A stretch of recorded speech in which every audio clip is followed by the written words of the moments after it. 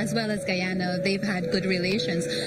What are your thoughts on the partnerships that may be available or that are available with the continent of Africa?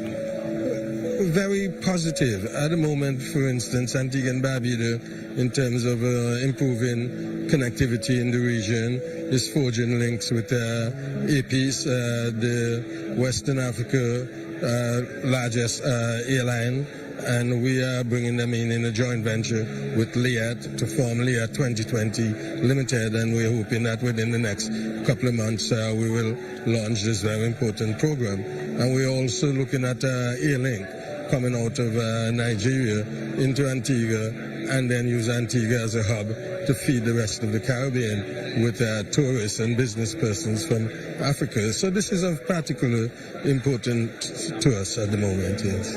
All right, thank you so much, and I wish you all the best. Thank you too. So that was another international delegate here that is participating in this year's Forum and Investment. Lyndon, hi, you're back. Yeah, Kristen, if we can continue in terms of some of the things that we can expect from this engagement this morning, you know, we're talking about all the aims and objectives of this conference. We alluded to a little while ago accelerating industrialization and the manufacturing capacity of both the Caribbean region and the African continent.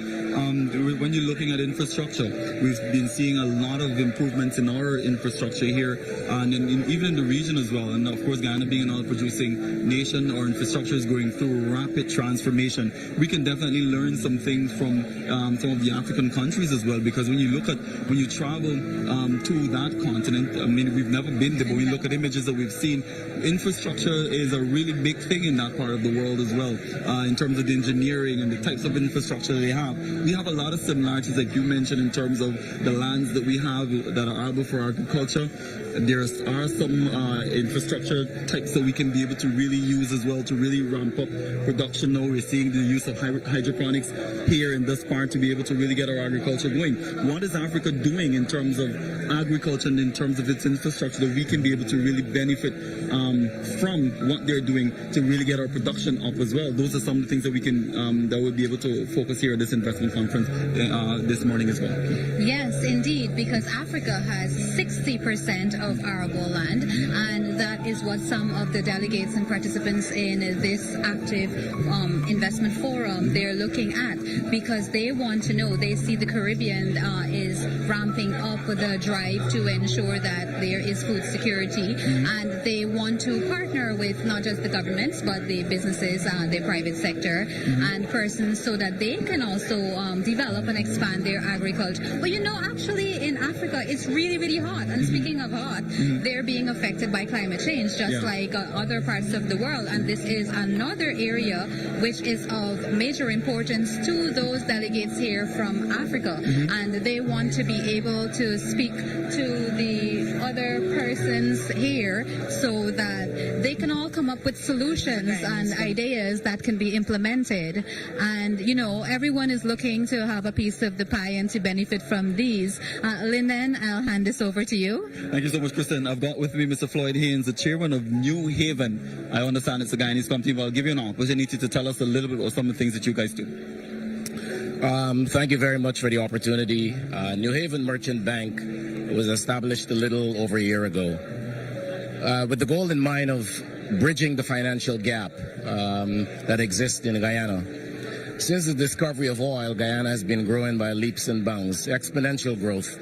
And when I took a look at the landscape, it was clear to me, patently clear, that there were not any financial institutions that can provide the type of creative financing, innovative rather, I don't like the word creative, innovative financing that can help businesses to grow, to scale, to transform, and to expand. And so that's the gap we sought to fill.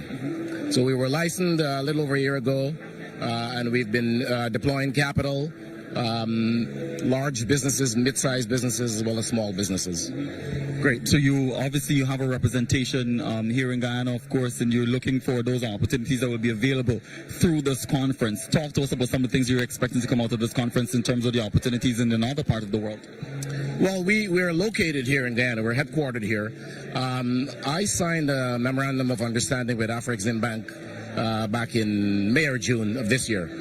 And so what I'm hoping is that Guyanese businesses get an opportunity to interact with businesses from Africa as well as other parts of the diaspora, and as well as get an opportunity to present their business ideas to representatives from AfriCaribbean. You mentioned small and large scale and medium scale businesses as well, and sometimes people may have business ideas that they may want to venture into, but sometimes the access to financing can be a challenge in that regard. You, with your organization New Haven, we have the AfriCaribbean Bank, of course, which you're signatory to. How does this conference allow persons to be able to really scope out those opportunities that may be available, particularly as it relates to financing? And what role do you see your organization playing as it relates to that? Well, we see the New Haven Merchant Bank playing a crucial role in terms of bringing the type of financing, innovative financing, that is necessary for the types of businesses that are going to be looking for capital. We're one of two merchant banks or investment banks. All the other banks are commercial banks or what we call retail banks. So they're not necessarily created to provide a type of financing in a frontier economy where businesses are looking for capital, but they don't have the necessary wherewithal. What I'm hoping would come out of this is that businesses would get a sense of what institutions like us look for when we look at a business and we contemplate making financing available. Oftentimes, people walk into the bank and they say, I've got an idea, like you suggested, I've got a business idea, I need a loan. Well, an idea is just the beginning. There's a whole ecosystem around that idea that looks at things like business analytics, feasibility studies, cash flow projections, return on investment, cost of capital, all of those things one has to consider.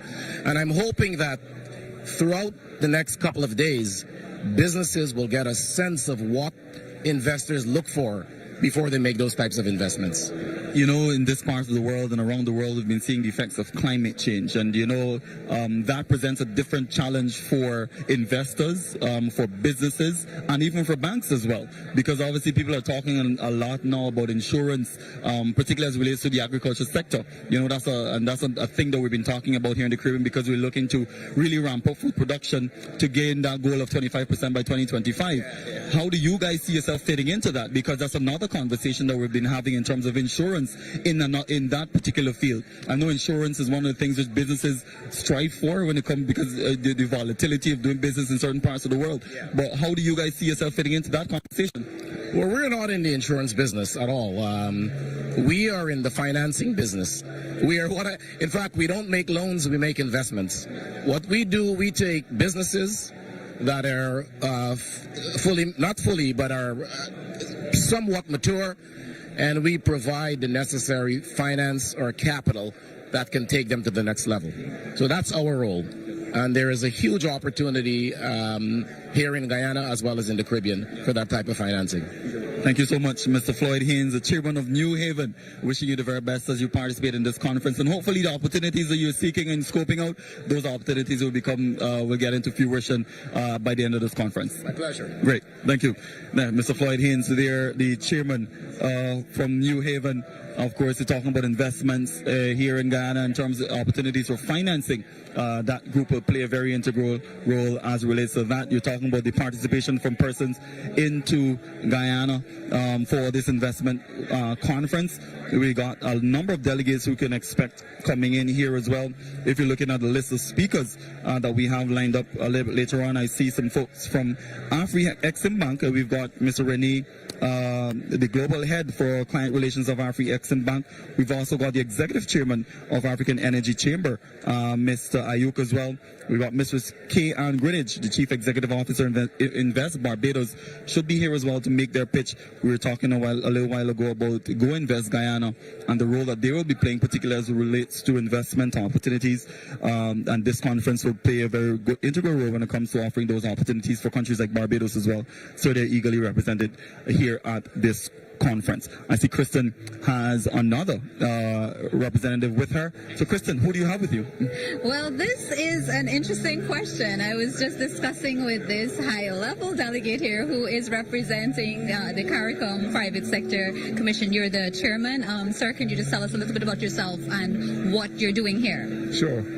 My name is Gervais Duwana. I'm the chairman of the CARICOM Private Sector Organization and also the president and group CEO of Massey Holdings. And I'm here because the connection between the continent and ourselves here in the Caribbean is something that I believe is very important for us to continue to pursue. I think AfriCaribbean Bank should be commended on this initiative because not only have they started reaching out to us, but they've also set aside $1 billion fund for investment in trade and finance between ourselves and the continent. I think it's an enormous opportunity for us. If you think about the African continent and the size of that market, its cultural connections, its roots and heritage, back to where we came from in terms of Caribbean ancestry, Middle Passage, it's actually quite tremendous. I had an opportunity to go over to Nigeria and Ghana earlier this year, attend the AGM, and I was quite impressed with the kinds of delegates, the strength of the businesses, the opportunities that they have with consumers in that continent. I think it's a great opportunity for us in the Caribbean to connect. Yes, it's all about connectivity, and that eases business woes. Coming from the Private Sector Commission and being in CARICOM, how important is this connectivity, not only in the Caribbean, but in terms of other continents, like in this case, Africa? Because in previous years, with trade and different barriers, some problems occurred because of logistics and the cost of doing business due to the connectivity issues. Sure. So, what's happening in the world today is a lot of countries are getting very nationalistic and they're protecting themselves. What we are experiencing here is we're experiencing the African Union reaching out to us in the Caribbean, welcoming us to participate. The trade and logistics is difficult. The Atlantic Ocean between us is significant, and we do have some real challenges to resolve to actually facilitate our ability to travel there, for them to travel here, and for that connectivity to really be felt, which is why, fora like today are important, where we actually do take the opportunity to get past that inconvenience and get to know one another and establish those connections. Because of course, a lot of it can be done, through digital communications, etc. But there's nothing like the seeing the market, meeting people that establishes the proximity of the connections. I'm sure, and I really hope that today we will talk more about the challenges of the logistics and how we would get together to have some breakthroughs in that area. So this event is all about bringing people together in one room, one building, where they can discuss and share ideas and assist each other, see areas of mutual interest. For you, what would you say is the most, or one of the most important expectations that you have coming out of this two-day conference? For me, really, it's more about networking, meeting people, establishing contacts, developing relationships that we can continue and follow up upon outside of fora like today. Because, this is, what they call a talk shop. You really don't do anything. What you can really accomplish here is get to meet people, get a level of relatedness, establish agenda that you would want to follow up on. And since I was out in Nigeria and Ghana, I've had the opportunity to follow up on a number of conversations. And I've now I can say I have some friends in the AfriCaribbean Bank, which opens up some opportunities for our group of companies to help facilitate our trade and our investment. And so I think it's been a very effective forum for developing those types of relationships and opening new doors, new opportunities for us to look for partners and look for sources of investment for the future. All right. Thank you so much and all the best. Thank you very much, Kristen. Lovely to meet you. Take care. So there we have it. For persons out there who are interested in this event, we are live on NCN's Facebook page. We are live on NCN TV, and we are also on NCN Radio. Lyndon, I see you have someone with you. Let me hand this over to you. Thank you so much, Kristen. I'm now joined by the Honorable Jason P. Hayward, the Minister of Economy and Labor for the government of Bermuda. Hello and welcome to Guyana, sir. How are you doing this morning? All is well. Pleased to be here. Great. So this investment, this Trade and Investment Forum, the AfriCaribbean Trade and Investment Forum, offers countries in the Caribbean enormous opportunities in terms of investments in the African continent. I'm wondering for you guys in Bermuda, what are some of the opportunities that you guys are scoping out? And so the Caribbean and African regions share such a rich history, and it's an opportunity for us to engage in bilateral agreements which would foster economic harmony and a level of cooperation. From an investment standpoint, Bermuda is experts in insurance and reinsurance. Those sorts of products can benefit the African region in terms of ensuring that we appropriately cover risk when they occur in that particular region. Outside of that, we are a financial jurisdiction, and certainly the products that we offer within our jurisdiction and territory can certainly benefit companies who are looking to expand their global reach throughout the western part of the world. There may be countries around the world that may offer similar types of services that you guys do in Bermuda. What is it that sets Bermuda apart from all those other countries? If you're looking to make your pitch for particular types of investment from the African continent, why should they choose Bermuda over those countries? Because obviously there are a lot of risk in doing business, given the effects of climate change and of course with our challenges here that we have as a small island development state. So why should they choose Bermuda? So Bermuda is a sophisticated business jurisdiction. You will get regulatory clarity. You have a government that's prepared to work with industry to ensure that we maximize the outcomes that industry actually desire. We have a high quality of life.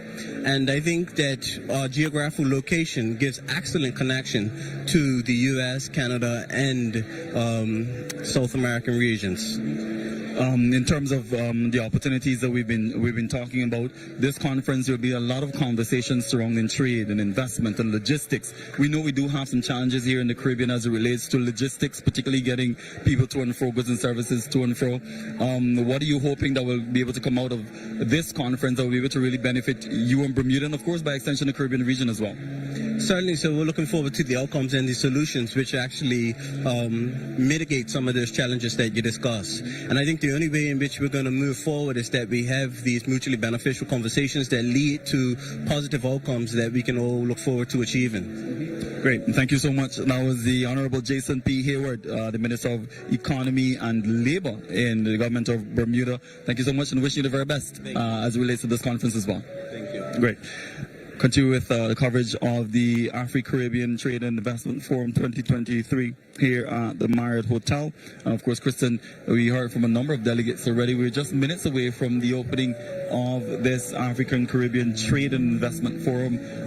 What are you looking forward to? I'm going to put you on the spot. What are you looking forward to this morning? Me, I'm looking forward to networking, to meeting a lot of persons and to learn a lot as I can because, hey, I'm a journalist at heart. So that's what it's all about, making the connections, meeting people from all different walks of life, who have different portfolios, who have different backgrounds. And in meeting them, you can also appreciate the differences and also the similarities at the same time. And of course, learning about culture and history. And I know that sounds a bit boring to some people, but it really isn't. What about you, Lyndon? I think I'm looking forward to the conversations. I know a lot of times you alluded to the fact that, when you get people in the room, you really get them talking. And their challenges that we've been experiencing as it relates to trade and investment, logistics. I'm looking to see how we can really be able to really, get to the bottom of these and find solutions to those challenges, particularly as it relates to logistics. I know when you're looking at, again, the ease of doing business,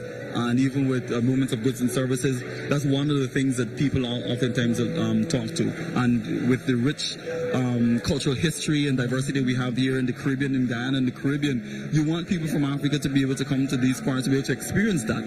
So we're looking to see how we can be able to eliminate those things which exist that pose a challenge as it relates to that. So I'm looking forward to see what are some of the solutions that our governments and our people can come up with this morning. Well, I should also say that one main thing that I look forward to is the development of the tourism sector, the tourism industry, because, you know, we all work hard, we all deserve vacations, and we also want to be able to enjoy the period and time that we're there.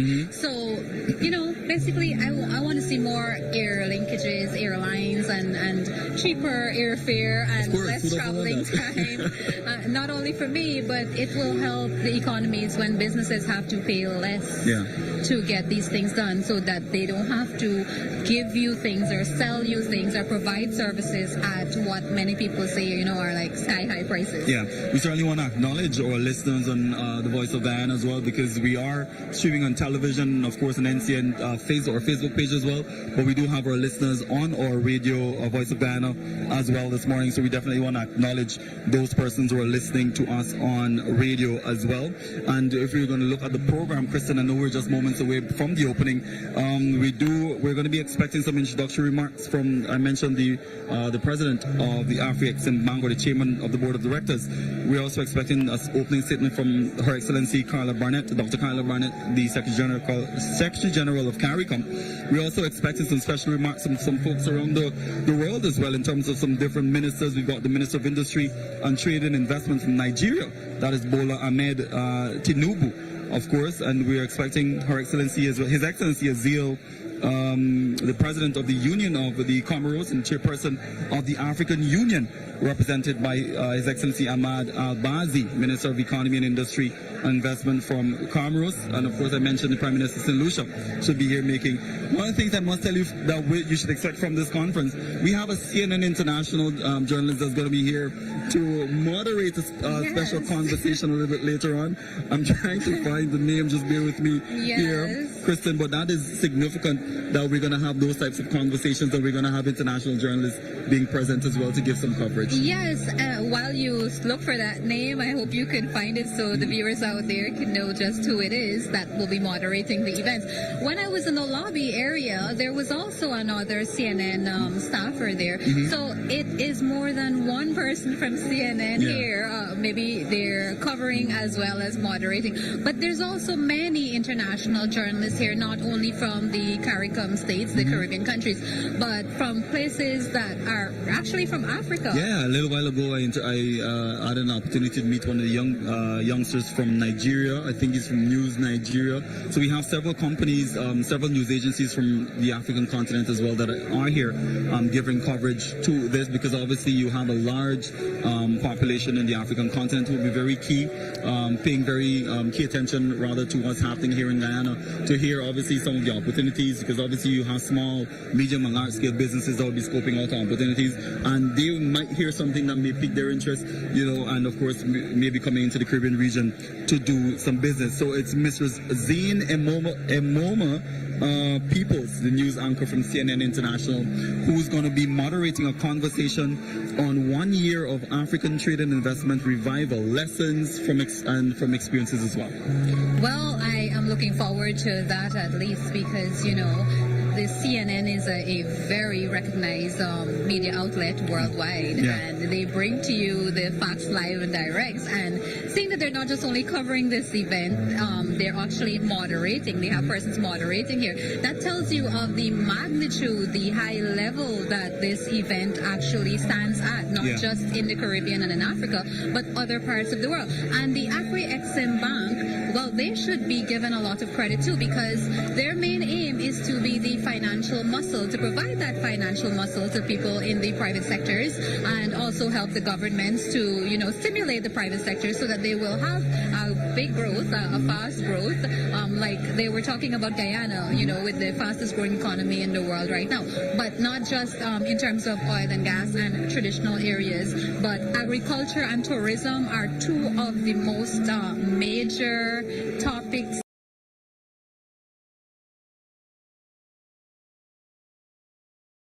here that will be on the discussion over the next few days, because with agriculture and with tourism, they will have a lot of infrastructural works, like you spoke about earlier, going on in the various countries, which will lead to rapid modernization. It'll have a rippling effect practically, you know, just providing a lot of people with opportunities, and not not just in the Caribbean, but for many people who might want to get into the tourism sector, it's not always about the airlines.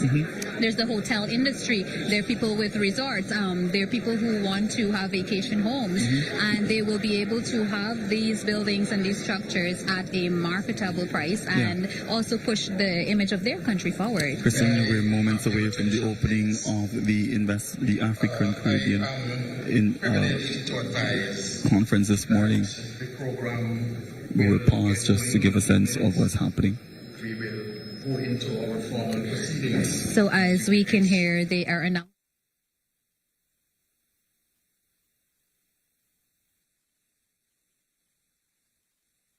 the commencement of the event. Definitely. So the voice you're hearing there is the moderator for this program this morning, and we're talking about Mr. Al Creighton, and Al Creighton is the Junior Director of Confucius Institute for the University of Ghana, and he's going to be moderating the program this morning. Of course, you're talking about all the persons who are going to be presenting this morning. I have a very long lineup of persons who are going to be addressing the conference a little bit later on. Key among them is the keynote address, which you can expect a little bit later on from His Excellency Dr. Mohamed Irfan Ali, the President of the Cooperative Republic of Guyana. But you must hear from Her Excellency Dr. Carla Barnett as well, who is the Secretary General of the Caribbean, of CARICOM. And of course, you got Philip Pierre, the Prime Minister of St. Lucia, and Mayor Amor Motley, as well, Prime Minister of Barbados, who will be making addresses here. The conference will have a number of sessions throughout the day, Kristen. Several sessions. I mentioned the one which will be moderated by the CNN International anchor, who's going to be moderating the first session. Then we have another session this afternoon.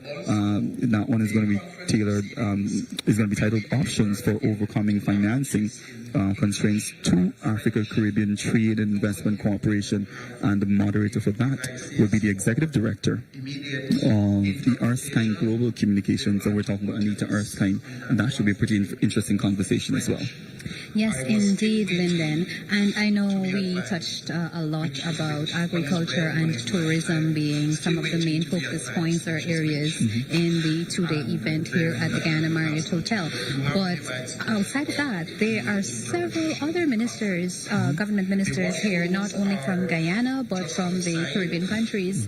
And they will also be sharing ideas and thoughts on how to better their services and how they can provide more for their peoples, the peoples of their land, like social protection, labor, like you spoke with that individual from labor earlier, labor laws and how to make things more modernized while providing the best and most comfortable environments for workers, employees.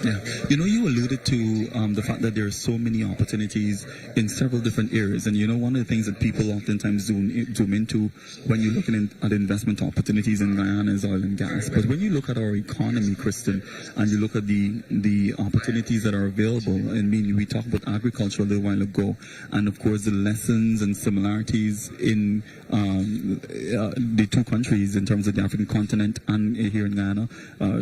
I can tell you, Kristen, a little while ago we saw the arrival of the Prime Minister of the Cooperative Republic of Ghana, His Excellency. We're talking about the Right Honourable Mark Phillips, just walked into the room. But we're expecting His Excellency the President to come by a little bit later on as well, waiting on his arrival into this conference. But again, we're talking about the opportunities that are available as it relates to opportunities here in Guyana. It's not just oil and gas. Even in the African continent, you have a number of countries as well that are involved in oil and gas, like we mentioned Ghana and Nigeria, and we have several other countries as well. There's several other opportunities that exist outside of the oil and gas industry, and those are the opportunities that I think a number of people will be scoping out as well, because everybody wants to get involved in oil and gas, but the opportunities are enormous when it comes to other types of sectors as well. Yes, indeed, Lyndon. And I am not being biased here, but I would really, really look forward to what our President, Dr. Mohamed Irfan Ali, has to say during his address. at this event, because our president has been at the forefront trying to push Guyana forward, and not only Guyana but the Caribbean at large, especially when it comes to food security. Yeah. I think we should not take for granted the issue of attaining food security, because it's not just a problem or an issue that is isolated to the Caribbean, but around the world, because of the global challenges and the economies, things that are occurring. Some of the persons from AfriCaribbean Bank actually alluded to the war that took place with Ukraine and Russia, and they said that this showed how important it was to have food security, because many countries would have depended on trade and logistics, transportation, traveling, exporting of goods. And with that whole issue that took place then, it really, really affected many countries from being able to, progress. And you saw a lot of people trying their best to survive, but they had to pay large sums of money just to have food. Yeah, and you're talking about access to financing, and you're talking about the role that the AfriCaribbean Bank can play as it relates to the access to financing. When you look at all those things which you alluded to, you realize that the world is, in terms of countries, don't really exist by themselves. Kristen, we must pause to recognize the arrival of His Excellency the President of the Dr. Mohamed Republic of Irfan Guyana. Ali, President of the Republic of Guyana. He is accompanied by guests, the Prime Minister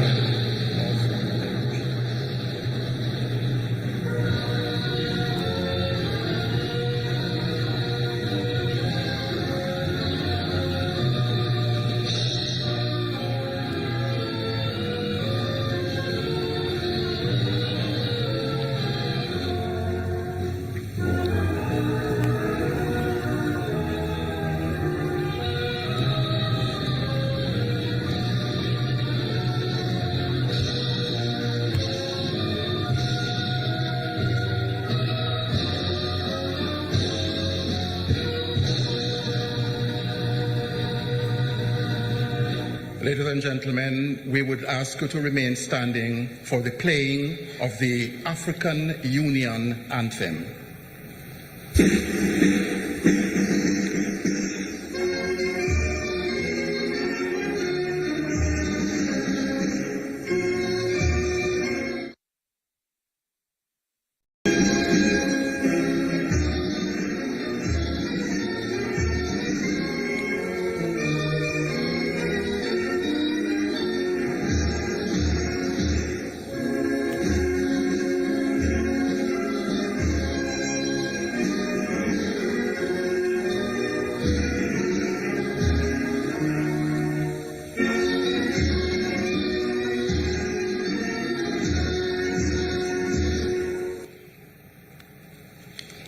You may be seated.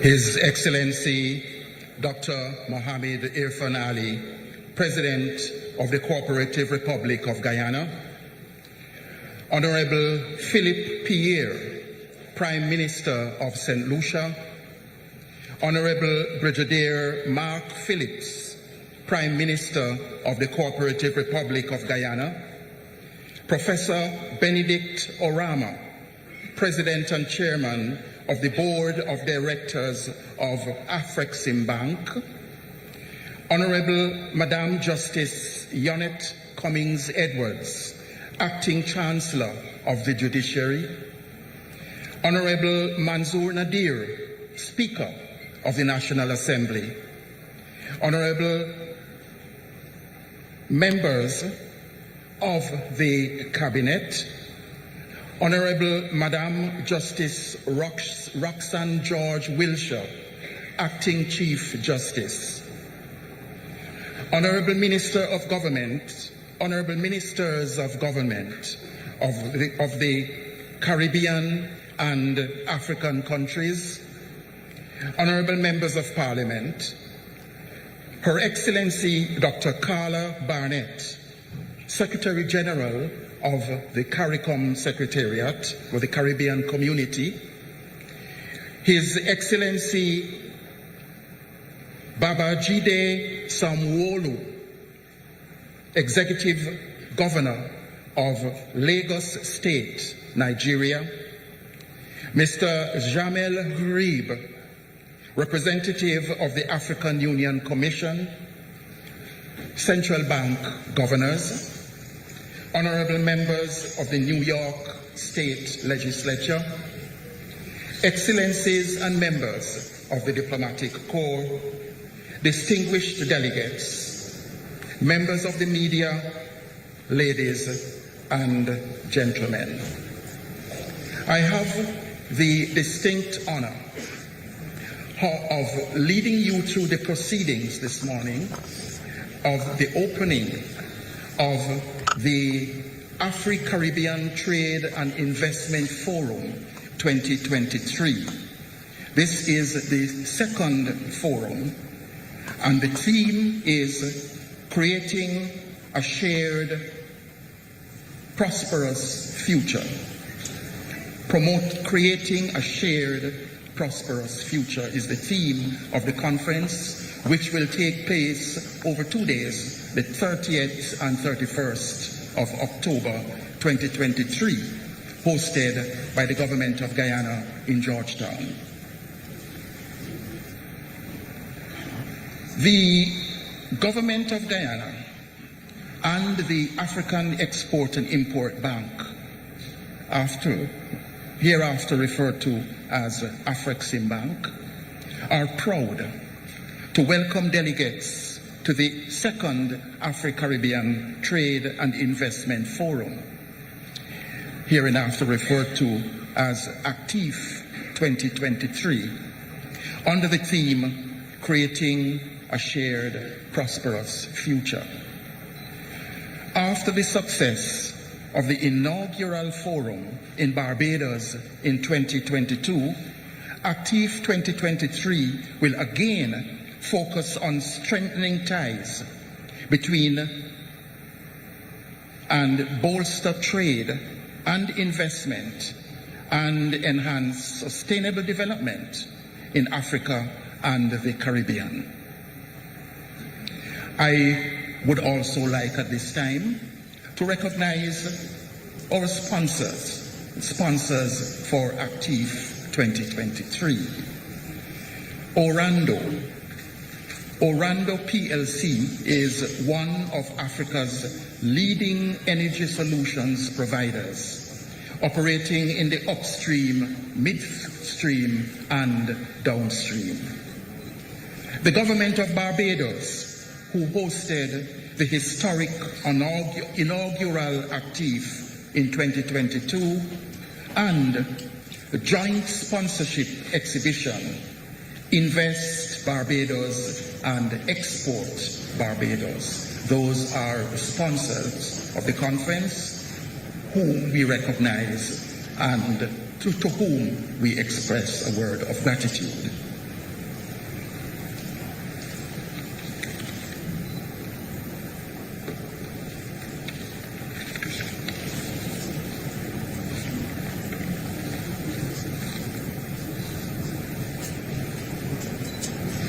Honorable Hugh Hilton Todd was appointed Minister of Foreign Affairs and International Cooperation on August 5th, 2020. And he is also a Member of Parliament of the Republic of Guyana. Mr. Todd is a former member of the Guyana Defense Force, Coast Guard, and he attended the Britannia Royal Naval College in Dartmouth in the United Kingdom, and he served as Craft Commander, Training Officer, and Location Commander during his military career. Mr. Todd has also had an academic career, serving in the School of Entrepreneurship and Business Innovation at the University of Guyana, where he served for some time as the Assistant Dean. It is my honor to invite the Honorable Hugh Hilton Todd, Minister of Foreign Affairs and International Cooperation of the Republic of Guyana, to address you with words of welcome. Honorable Hugh Todd.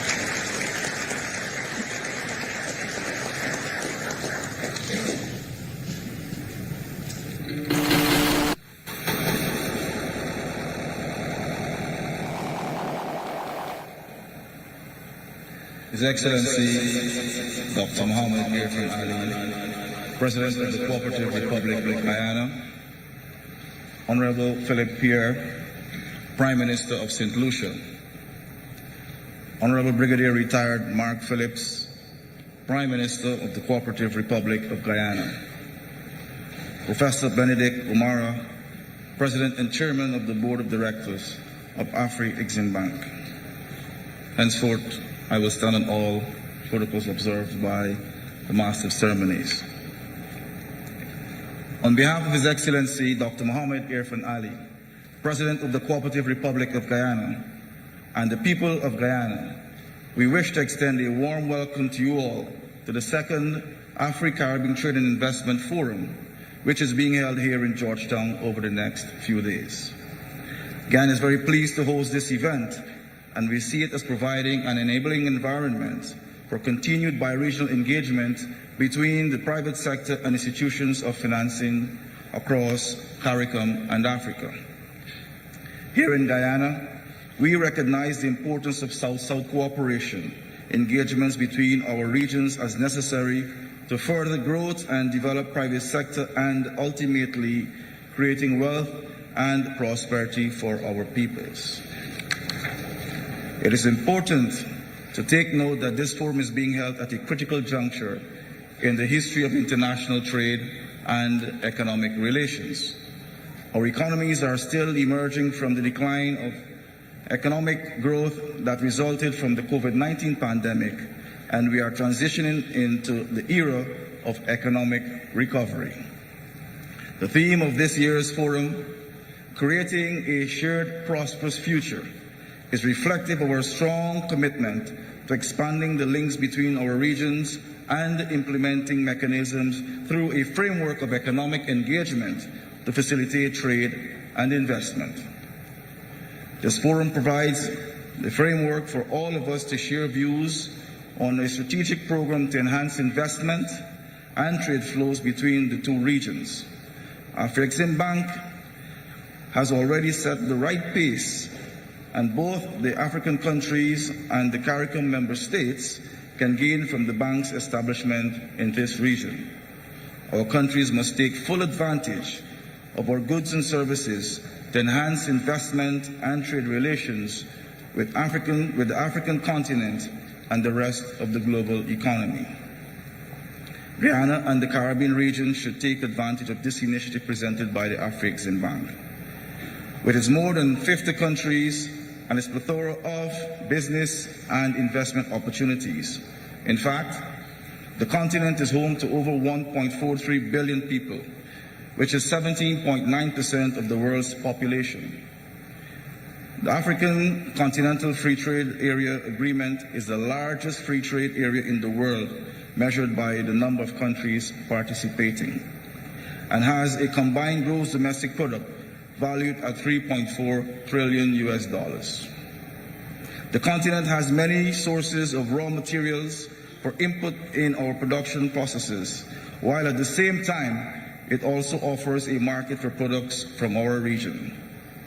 This forum will generate discussions for our countries to share ideas on how to add value to the natural resources of our regions. Just like the African region's rich natural resources, which includes minerals, forestry resources, and fisheries resources, and the conducive climate for agricultural production. Our Caribbean community, which is largely composed of small island and low-lying coastal states, has similar resources that could be developed in partnership with countries from the African continent. We know that there are many countries on the African continent that have experience in the management of natural resources, including extractive mineral products like petroleum and petroleum products, gold, diamond, copper, bauxite, cocoa, coffee, cotton, and forestry products. This presents for good strategic partnerships. The deepening and expansion of South-South trade between the Caribbean and the continent of Africa can be transformative for all trading partners involved. It can expand exports into innovative and technological areas of comparative and competitive advantage, such as merchandise trade and tourism. It can broaden expanding opportunities from a concentration of large players to a wider and more inclusive set of actors, including marginalized stakeholders such as smallholders, women-led firms, and young entrepreneurs. There is more than $1 billion in two-way trade potential between the Caribbean and Africa across a wide range of products and services. By addressing trade barriers to market access and directing investments into sectors with export potential, Caribbean countries can increase merchandise trade to Africa by over 50% and can further boost its services exports. Exploiting export potential will allow the two regions to strengthen and diversify their trade relations, especially in times when stronger South-South partnerships are needed to address the current versatility in the international economy amidst various global crises. We believe that if we are serious about promoting trade and investment, and I can assure you, Guyana and the Caribbean region are very serious, then it is necessary that we encourage private sector partnerships to be formed that explore opportunities and deepening exports and investments. While in the case of Guyana, partnerships in the area of mineral resources may be more straightforward, I challenge you to shift and focus on areas that we may be individually strong, but where we have not traditionally formed partnerships or cooperated. To focus on trade, it is imperative that we address both tariff and non-tariff barriers to market access, and particularly do work to encourage trade from small businesses. It is appreciated that the Caribbean region, just like the African continent, is faced with serious challenges, among other things, include the climate change-related crises, food insecurity, and energy insecurity. Building resilience against these challenges and creating jobs and employment should be key priorities for both of our regions. Strengthening our trade and investment relations would only be one step in this direction, and this forum can help determine where our countries want to go in partnership with AfriCaribbean. The effects of the challenges our countries face can only be managed through enhanced cooperation and partnership like this one that has been developed between the Caribbean region and the AfriCaribbean. In fact, we are pleased to acknowledge and recognize the achievements made since the initiation of this economic partnership between the Caribbean community and the AfriCaribbean during the inaugural AfriCaribbean Trade and Investment Forum held in Barbados in 2022. AfriCaribbean now has a representative office in Barbados, and 12 countries of our Caribbean community have access to an approved limit of US $1.5 billion to facilitate the strengthening of commerce and investment between the regions.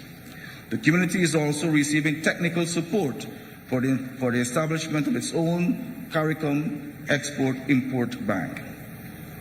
We see our partnership with the AfriCaribbean allowing for targeted financing through the bank in support in critical economic sectors aimed at boosting the development of trade-enabling infrastructure, as well as enhancing trade and investment between Africa and the CARICOM member states, while providing support for small and medium-sized enterprises.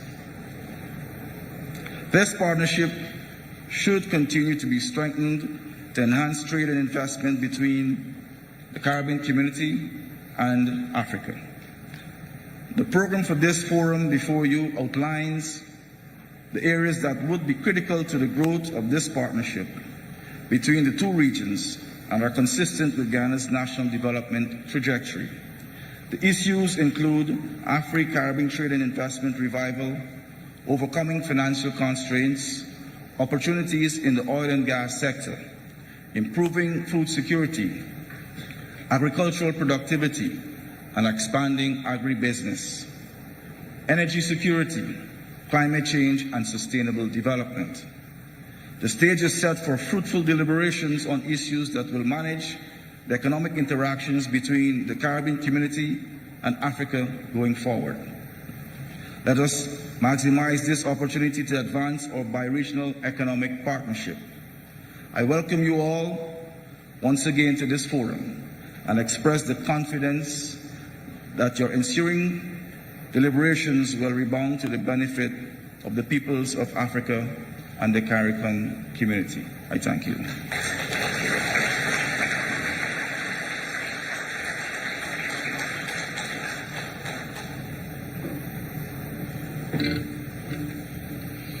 Thank you very much, Honorable Hugh Hilton Todd, Minister of Foreign Affairs and International Cooperation.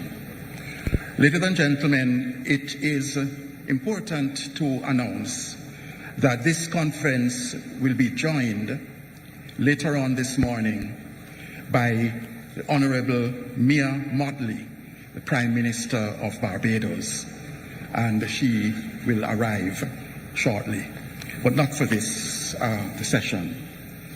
I would also like to recognize the presence of the Mayor of the City of Georgetown, Mr. Alfred Mentor. As we move through the proceedings this morning, we focus on the bank.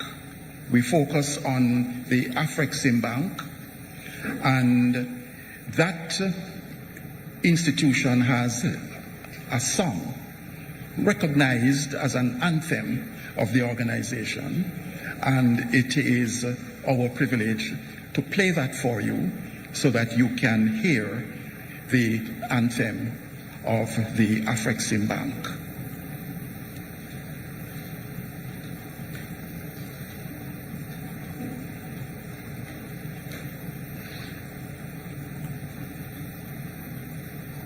From within the shores of the motherland and far beyond, with dignity we rise and we build a bridge for all.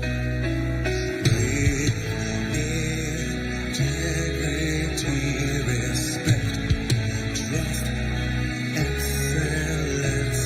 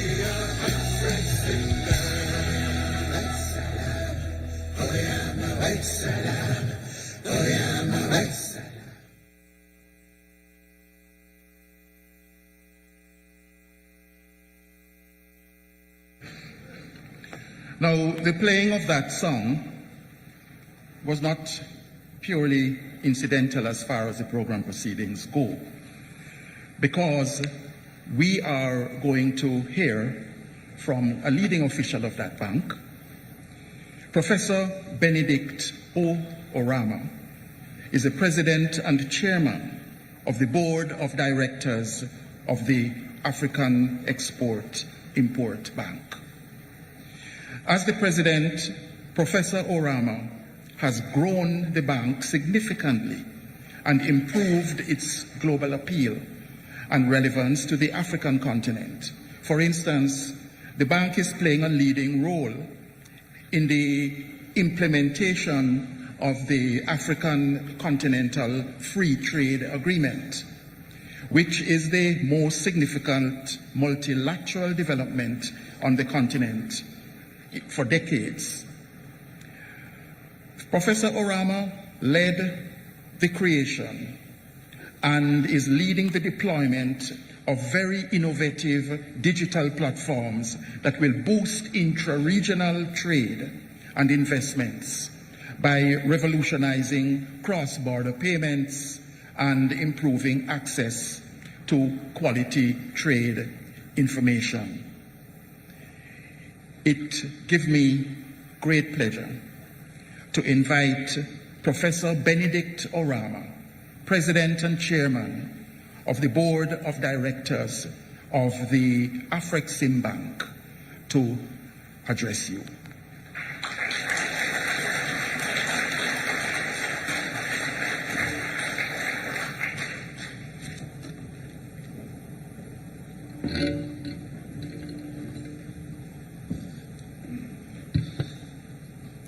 Thank you very much, Master of Ceremony. Our dear brother and host,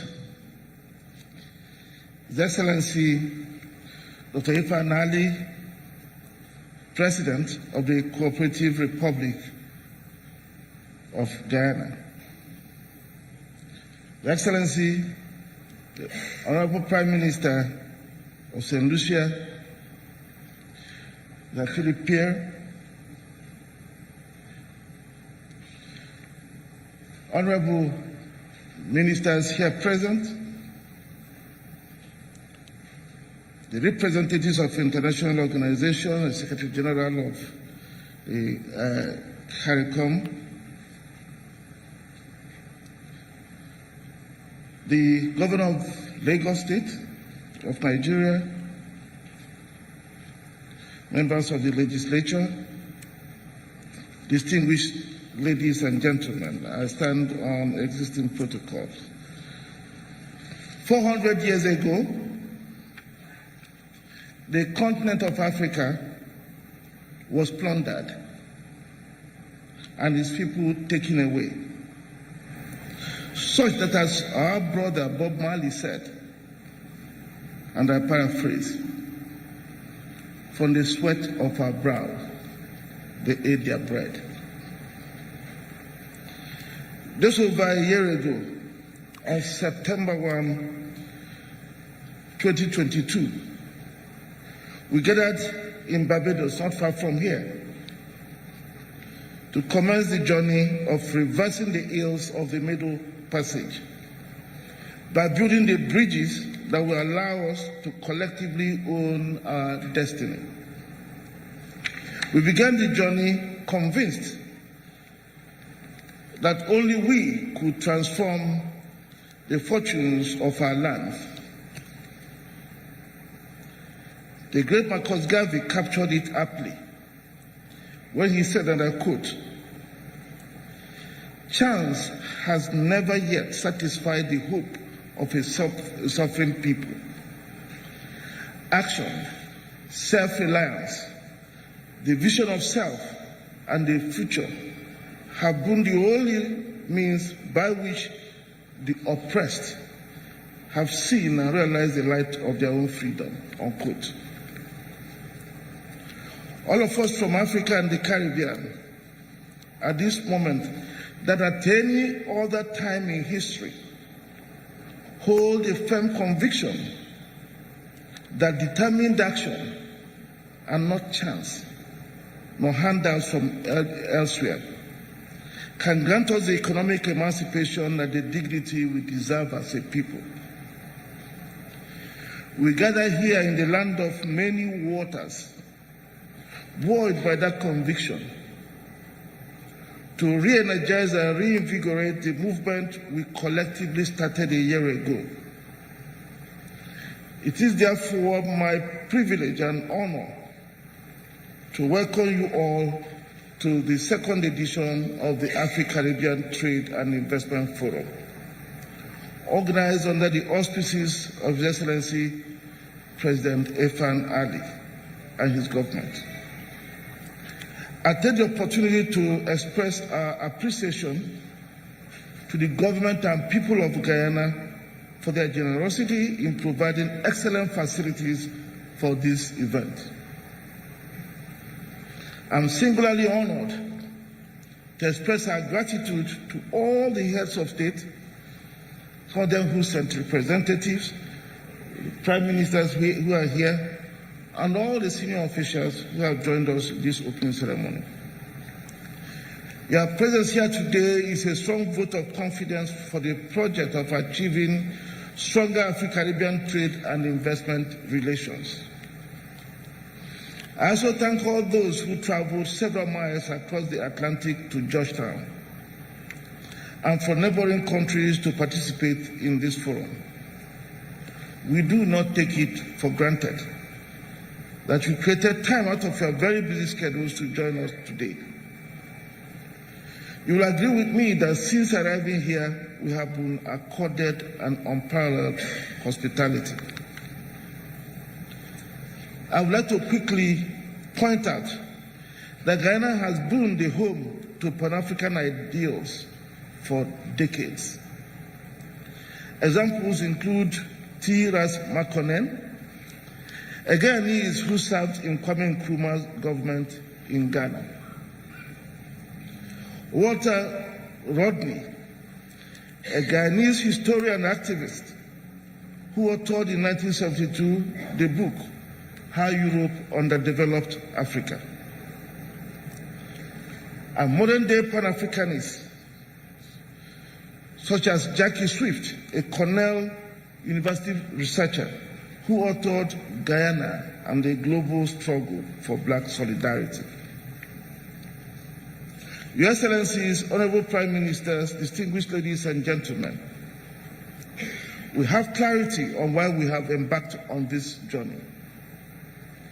I outlined it during the first edition in Barbados last year when I said, and I quote, "Today, we are gathered here to course reverse, to turn the atrocity committed over 400 years ago into an asset for our people. We hope that when we leave here, our two regions will have forged an unbreakable, everlasting bond that opens direct links, enabling the Caribbean to receive a fair share of tourism receipts from African tourists. We want to live here with actionable proposals on how to open air and sea links between the Caribbean and Africa. We would like to live here with concrete plans to open banking and payment rails, seal joint ventures for industrial projects, deepen commercial collaboration in the creative and cultural space, including how to collectively protect our intellectual properties, and create institutional arrangements that will enable capacity building and greater daily engagements amongst ourselves. We want to live here clear in our minds regarding ways to catalyze manufacturing investments in the Caribbean, to take advantage of the $27 trillion North and Latin American markets. We must collaborate in the healthcare space so that shortages of qualified healthcare professionals can be overcome, unquote. A year later, the vision couldn't have been better defined. Another could the path be any clearer. We must be proud that in just 1 year, we have made significant progress in pursuit of our shared aspirations. We have worked very hard to fulfill our promises to each other like true brothers and sisters. We have advanced initiatives sometimes at great cost to ourselves as institutions and countries because we have a razor-sharp focus on the bigger picture, the ultimate goal of restoring dignity, respect, and control of our destiny to ourselves. I therefore stand here confident that success awaits us. It is possible because we all believe in the project, a belief which found expression in the milestones we have crossed.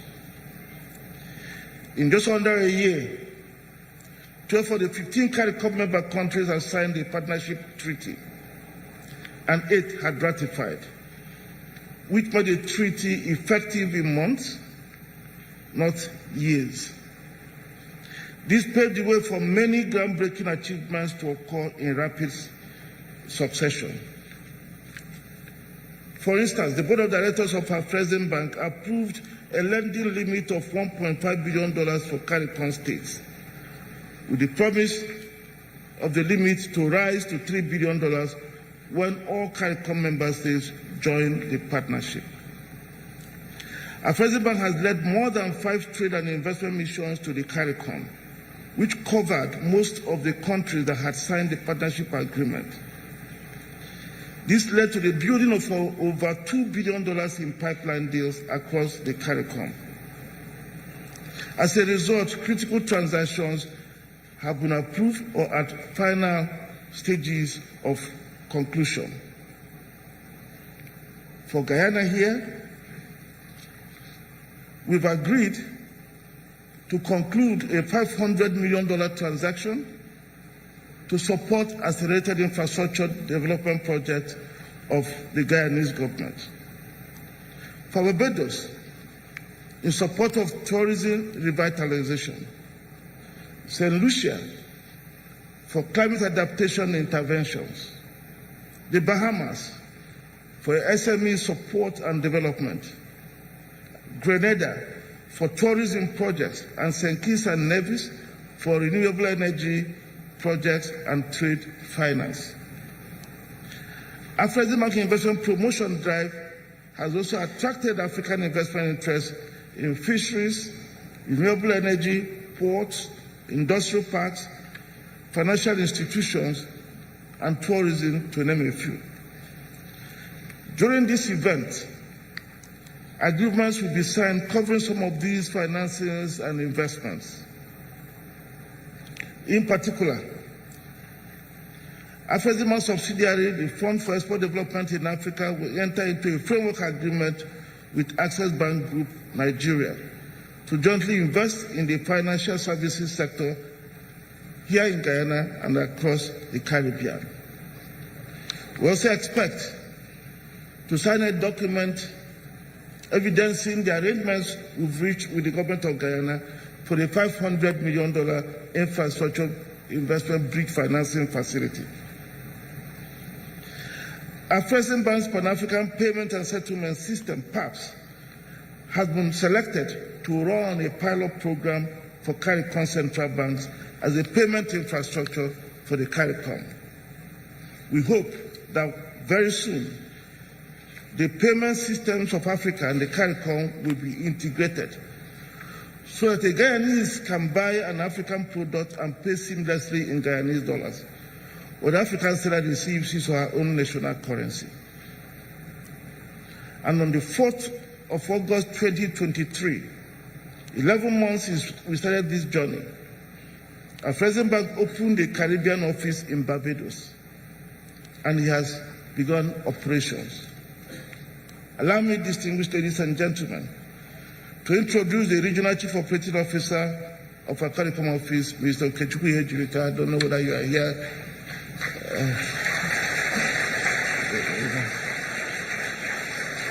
Okay, that's it. Yes. And AfriCaribbean Bank now has a CARICOM shareholder, the Caribbean Development Fund, and we thank them very much for blazing the trail. You agree with me that the umbilical cord that had been severed has now been sewn back. In fact, AfriCaribbean Bank expects to begin the process of developing the AfriCaribbean Bank Africa Trade Center in Barbados before the end of next year. This facility, to be modeled in line with similar projects ongoing in some cities in Africa, We host the permanent Caribbean office and also incorporate a hotel, a technology incubation center, a trade information center, conferencing and exhibition facilities. Your Excellencies, distinguished ladies and gentlemen, in February this year, AfriCaribbean was given the high honor of addressing the summit of the CARICOM states. At that summit, we promised to expeditiously establish a presence in CARICOM and to assist the region in creating a CARICOM Exim Bank, of which AfriCaribbean will be a shareholder if invited to. We have delivered on the Caribbean office and hope that our collective efforts can be expedited to create the CARICOM Exim Bank. AfriCaribbean has full approvals to fund the feasibility studies.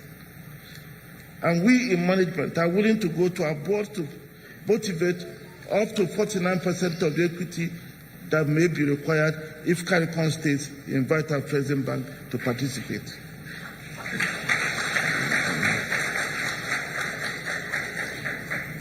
As we look ahead, distinguished ladies and gentlemen, I'll be the first to acknowledge that despite the lightning speed of delivery, the journey remains rough and difficult. The uncertainties of the global environment, the climate conundrum, high global interest rates, and geopolitical tensions across the globe present numerous challenges to our journey. But we must persevere and forge ahead, mindful that the path we have chosen is the shock absorber we need at this time. In a deglobalizing world, small open economies will suffer if they don't bind together. And there can be no better binding than that of brothers and sisters, as represented by AfriCaribbean trade and investment integration. In the years ahead, we have our work cut out for us, and we will not relent. Our President has proposed to the Eastern Caribbean states to jointly set up a $200 million renewable energy facility. We are in discussions with the Caribbean Development Fund to support an SME development facility. We're also interested in working with regional and national agencies to create a special tourism revamp facility that promotes local content. We will allocate up to $300 million to this effort. Interest rates are high, and it's making things difficult for many, making it very difficult to access funding in the Caribbean and, of course, Africa. AfriCaribbean understands this problem and is doing its utmost to help. We see some light at the end of the tunnel, as AfriCaribbean board and shareholders approved in June this year the establishment of a constitutional finance window. We intend to initially set this up at $1 billion, but believe that the fund will rise quickly. Once operational by early next year, AfriCaribbean may be able to extend the benefits to CARICOM partner states. There's also rising demand from the CARICOM from non-CARICOM Caribbean states to join this partnership. I hope we can also have a constructive discussion around this so that we can expand the benefits of this umbrella. Before I close, Your Excellencies, Honorable Prime Ministers, distinguished ladies and gentlemen, permit me to invite you all to the third edition of the Inter-African Trade Fair that we hold in Cairo, Egypt, from 9th to 15th November this year. An important component of the fair is the Diaspora Day. We hope that you can join us as the platform opens an important opportunity to expose the Caribbean to Africa and Africa to the Caribbean. Please visit the website for more information on the trade fair. As I bring my remarks to a close, permit me, Your Excellencies, distinguished ladies and gentlemen, to once again acknowledge the support accorded us by His Excellency President Irfan Ali and his government in holding this event here in Georgetown. We are most grateful, Your Excellency. I also thank you, Honorable Prime Ministers, for sparing time for your hectic schedules to participate in this forum, which together with other initiatives will become the movement through which we will achieve our collective self-reliance. In particular, permit me to express our appreciation to Honorable Prime Minister Mayor Motley, who graciously pioneered this initiative and put the movement on course. Without her vision and doggedness, the journey would have been difficult to commence. Thanks are also due to His Excellency, the representatives of presidents from Africa who are here, and also the representative of African Union who have joined us here.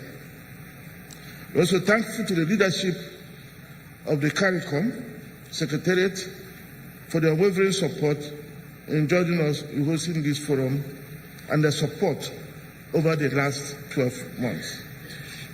I thank our esteemed partners and participants who always respond to our calls and invitations whenever and wherever we call them to.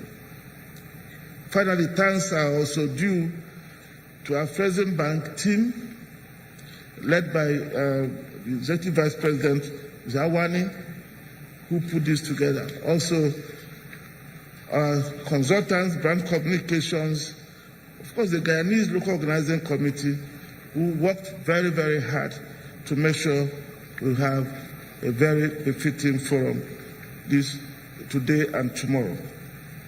I thank you all for your kind attention.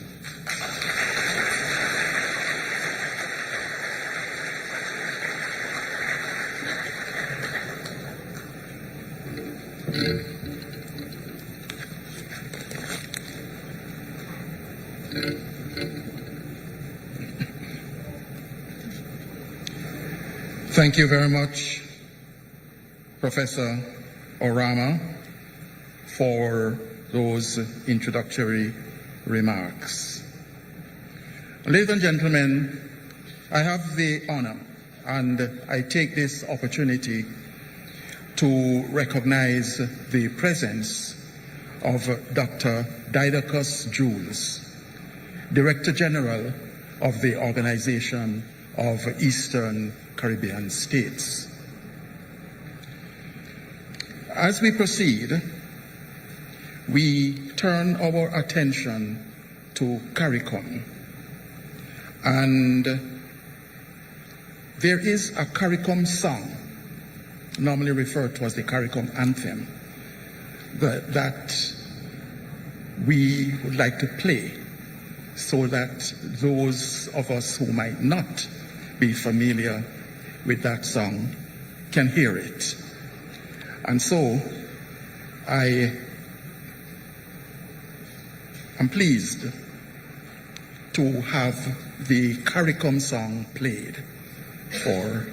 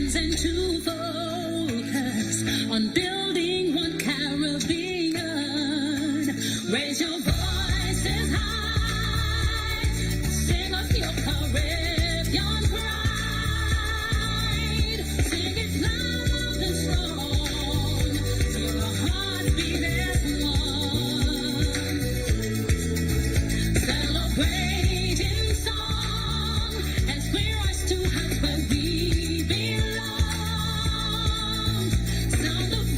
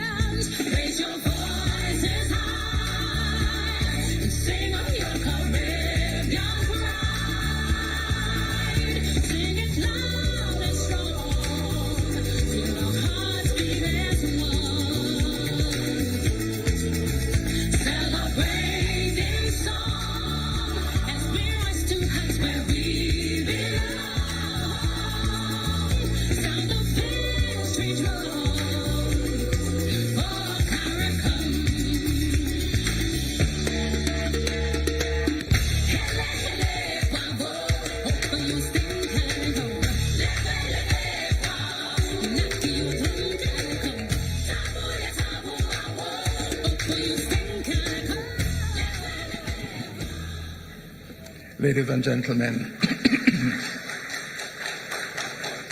the CARICOM song, the CARICOM anthem. And again, the playing of that at this time has particular significance because of who is going to be the next speaker. Carla Natalie Barnett became the 8th Secretary General of the Caribbean Community, known as CARICOM, on the 15th of August, 2021, by unanimous appointment of the Conference of Heads of Government of CARICOM.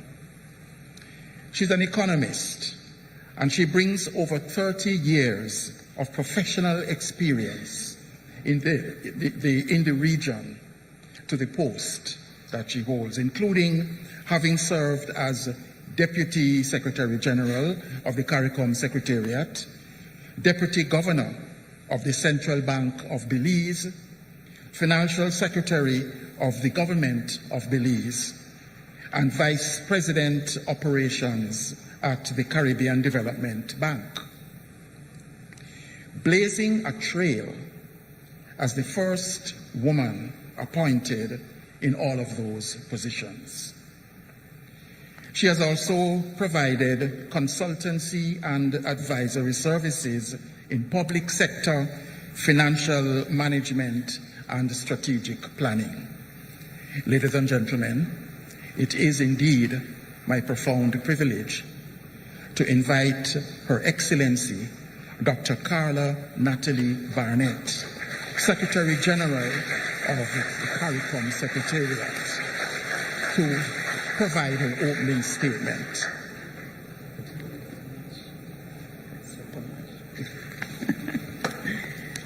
Good morning, ladies and gentlemen.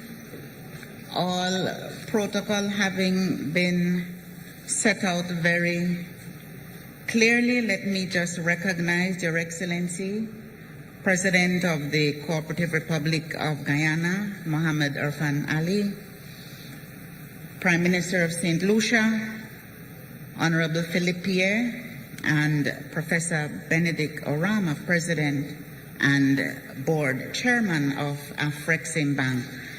Other distinguished guests, ladies and gentlemen, it is a distinct pleasure for me to say just a few words at the opening of this second Africa-Caribbean Trade and Investment Forum, taking place this time in Guyana and organized by the Government of Guyana, the African Export-Import Bank, and all the other collaborators whom we have heard set out. Can I say that we are on the way to an annual African-Caribbean Trade and Investment Forum? At the first CARICOM Africa Summit in 2021, our leaders articulated a vision of a shared, prosperous future built on greater economic integration and enhanced people-to-people contact through increased trade, investment, air travel, and maritime links. With its market in the Continental Free Trade Arrangement set to reach $6.7 trillion by 2030, Africa represents tremendous potential. The continent is experiencing a rapid growth and transformation, with some countries being categorized among the fastest growing economies in the world. CARICOM is a strong performer in services, especially in such sectors as travel, tourism, and financial services, and there are real opportunities for investment and trade in the services sector as well as in the agriculture and industrial sectors. And of course, we have among us the country categorized as the fastest growing economy in the world, right where we are here in Guyana. There is much work to be done. The trade data shows that at this time there is a limited range of both exports and imports, and trade flows are also limited to a few countries. Total CARICOM Africa trade for 2021 was US $538 million, with a balance of $110 million in favor of Africa. Total trade in 2021 declined from a high of US $1.177 billion in 2018 when trade was nearly balanced. A study by the International Trade Center on expanding African-Caribbean trade, which was launched at the first AfriCaribbean Trade Investment Forum last year in Barbados, found considerable trade potential between Africa and the Caribbean. Services exports to Africa show the greatest opportunity for the Caribbean, and Africa has 2.3 times more potential to export goods to the Caribbean. This is the International Trade Center study. Advancing trade and investment flows between our regions requires a strengthened and streamlined infrastructure to support Africa-CARICOM trade, including air and maritime distribution and transportation channels. This would be facilitated by establishment of a multilateral air services agreement between African countries and the Caribbean community. Since last year's forum, there has been growing commercial cooperation between the Caribbean region and Africa, supported by the AfriCaribbean. Most I should say, CARICOM member states have signed partnership agreements with AfriCaribbean to operationalize cooperation towards strengthened bilateral trade and investment links, including by promoting and financing trade between our regions. As you've heard, the AfriCaribbean has established a representative office in Barbados and is providing technical assistance towards the establishment of a CARICOM Export-Import Bank. The potential for utilizing the African Payment and Settlement System as a method for intra-regional payments within the Caribbean is being studied, and a Memorandum of Understanding establishing the Africa-Caribbean Business Council has been signed. We also anticipate the signing of an MOU on upscaling engagement between the CARICOM Secretariat and the African Union Secretariat. The work that is in train to establish a platform for sustained dialogue, partnership, and cooperation requires constant attention and support. Creating a shared, prosperous future demands in particular that the private sector of the Caribbean and Africa continue to consolidate and grow the commercial ties that were forged last year at the first Africa-Caribbean Import-Export Forum in Barbados. Let us therefore use this forum as a building block to strengthen existing bilateral cooperation and engagements in trade, investment, technology transfer, innovation, tourism, culture, and other priority areas. Let us nurture the strategic partnerships between the business communities in Africa and the CARICOM region and continue purposefully along the path to a shared, prosperous future. I wish all participants a successful forum. We look forward to the implementation of many business ties. Business creates communication, creates business. I wish all participants a successful forum. Thank you very much, ladies and gentlemen.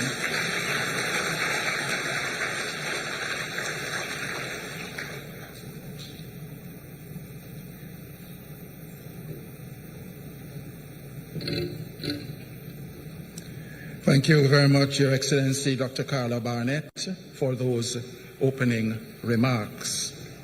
At this point, we will present the video of a goodwill message delivered by Dr. Pamela Coke Hamilton, who is the Executive Director of the International Trade Center. So we will view the video. Distinguished guests, ladies and gentlemen, congratulations on the second edition of the AfriCaribbean Trade and Investment Forum. I'd like to thank the AfriCaribbean for making this forum such a vibrant space for exchanging ideas and forging deeper relationships, and express my gratitude to the Government of Guyana for hosting this year's event. I'd also like to thank CARICOM Secretariat and the African Union, as well as the Government of Barbados, last year's active host, for their profound commitment to fostering greater African-Caribbean trade, and especially their respective leaders for their advocacy in support of this goal. These two regions have much in common, including a shared history, as I know personally given my own Jamaican background and Nigerian ancestry. By coming closer together, Africa and the Caribbean are forming a large interregional market that will, as this year's theme affirms, create a shared, prosperous future that changes lives for the better.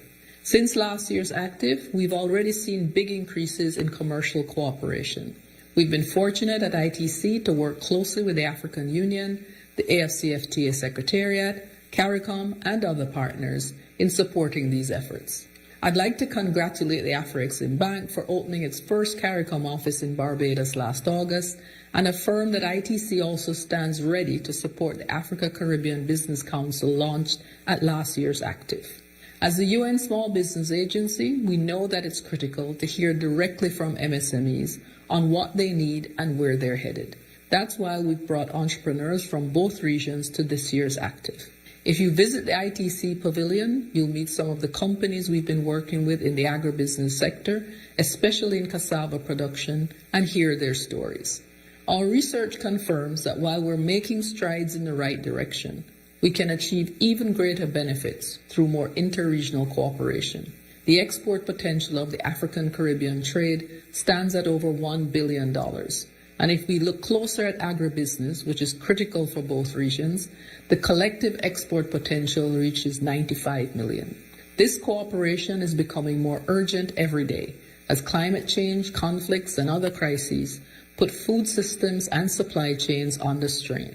But these agribusiness gains and the resulting benefits for food security will only materialize with greater investments in transport and logistics, along with the effective implementation of regional integration initiatives like the AfCFTA. CARICOM's 25 by 25 initiative to slash the Caribbean region's food import bill by 1/4 by 2025 is another important step towards greater food security. I look forward to hearing what emerges from this year's forum, and as an ambassador for the Intra-African Trade Fair in Cairo next month, I'm excited to continue these conversations on the future of African-Caribbean trade with AfriCaribbean Bank President Benedict Olama. Thank you all. I wish you a rewarding forum.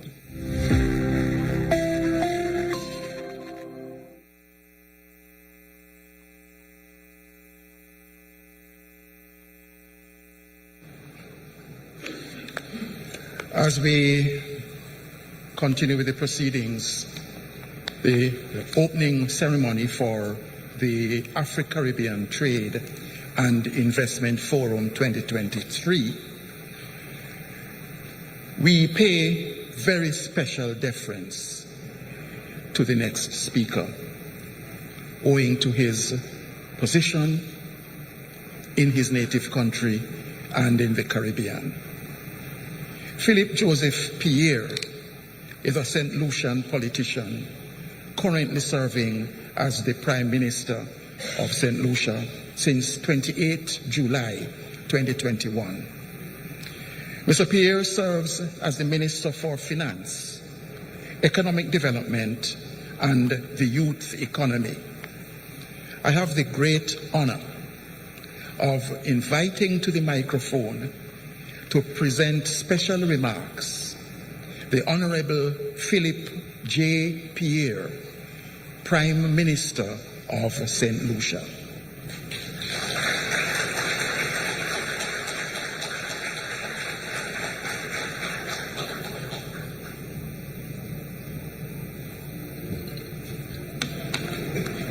Thank you very much, Mr. Master of Ceremonies. Let me recognize the President of the Cooperative Republic of Guyana, the President of the African Export-Import Bank, Prime Minister of Guyana, Minister of Foreign Affairs, and other dignitaries of CARICOM and the Cabinet of Guyana. I want also to thank the President of Guyana for the excellent arrangements that he has made for us and for my delegation. I thank you very much.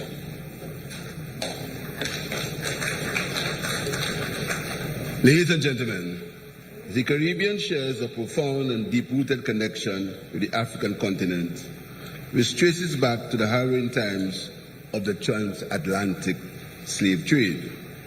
Today, the echoes of this shared history resonate in the culture, music, traditions, and even the spirit of resilience of the Caribbean nations. Allow me to share a few thoughts with this gathering, underscoring our commitment to creating a shared, prosperous future with our African sisters and brothers. You will agree that we all recognize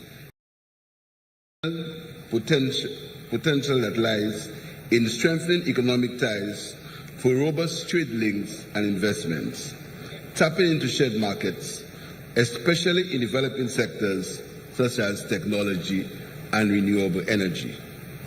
St. Lucia remains committed to fostering cultural and educational exchanges, aiming to bridge our heritage and histories, while building solid partnerships between our educational institutions for knowledge transfer and research. In my first policy statement, after being sworn in as Prime Minister on July 28, 2021, in observance of Emancipation Day on Monday, August 2nd, 2021, I announced that I had instructed the Ministry of Education to prepare a syllabus for the teaching of African history at our educational institutions in St. Lucia.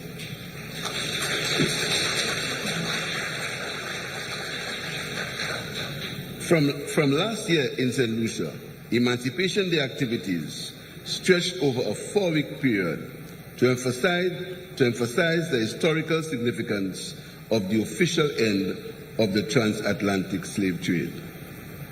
My cabinet has mandated that an experienced diplomat prepare for its consideration a comprehensive policy on ways in which we can strengthen our economic and social relationships with the African continent. Meanwhile, St. Lucia is ready to engage other OECS and CARICOM countries with a view to sharing a joint diplomatic presence with countries in the African continent. Addressing the pressing challenge of climate change and advocating for environmental sustainability is at the forefront of our agenda as we engage in research, policy making, and the sharing of green technological innovations. In the area of healthcare and well-being, our regions have much to gain from joint medical research and sharing best practices in public health management. This need was made even more evident in the wake of the global COVID pandemic. Enhancing our infrastructure and connectivity for improved transportation links and technological innovation also remains a priority. Making our region more accessible to each other should foster trade, tourism, and people-to-people contact. We are committed to learning and sharing best sustainable farming and fishing practices aimed at enhancing the CARICOM food security agenda. In all our endeavors, we underscore the importance of inclusive growth, creating avenues for youth economic engagement and women empowerment. In this way, we can collectively strive towards a future marked by prosperity, stability, human rights, and shared success. This forum symbolizes a bridge, a vital link, fostering economic and cultural relations between the African continent and the Caribbean region. Our coming together here in the Cooperative Republic of Guyana reflects our shared commitment to building resilient economies and communities for enhanced trade, investment, and cultural exchange. I believe that the theme of this year's forum, creating a shared prosperous future, is apt and timely. We are here to build on the progress achieved at Active 2022, consolidating our gains and setting a clear and actionable agenda for the future. In the past year, we have made some strides in deepening our engagement with the African continent. The African Export Bank has played a pivotal role in facilitating trade and investment flows between Africa and the Caribbean, offering the financial instruments and support needed to bring our business communities together. St. Lucia is one of the first countries to sign the treaty with the African Export-Import Bank. Looking ahead, St. Lucia is committed to deepening our engagement with Africa, leveraging the opportunities presented by the African Export-Import Bank and other strategic partners. We anticipate significant work in areas such as technology transfer, innovation, sustainable tourism, and the creative industries. In the tourism sector, we envision a future where Africa and the Caribbean are connected through direct air and sea links, enabling travel, cultural exchange, and economic cooperation. This is not a dream, but a tangible goal that we are working diligently to achieve. Ladies and gentlemen, the journey ahead is filled with opportunity and potential. The connections we forge, the partnerships we build, and initiatives we undertake today will pave the way for a future of prosperity and collaboration between Africa and the Caribbean. As a united people, the continent of Africa and the Caribbean can transcend boundaries and overcome the historical obstacles that seek to divide us. Let us together seize the moment, embrace the opportunities, and work together to build a future that is bright, prosperous, and interconnected. I thank you.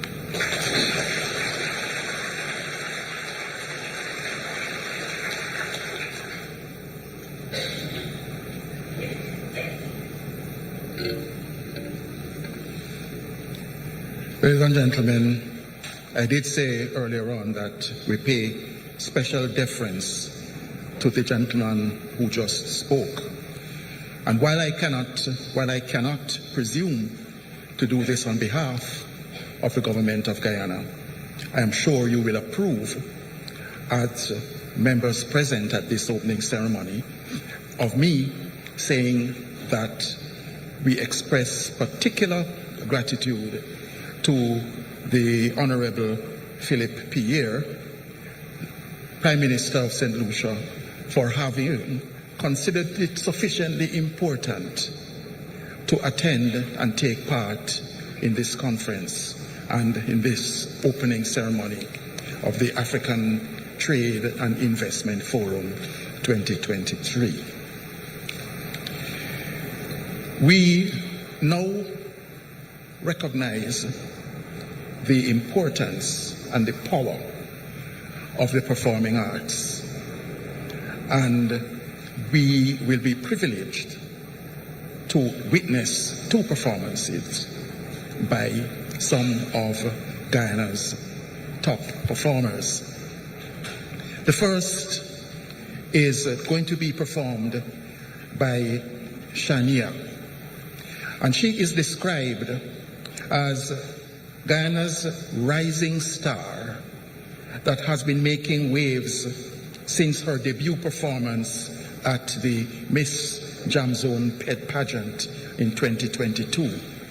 We are going to hear Shania perform the song Lift Every Voice. Ladies and gentlemen, Shania.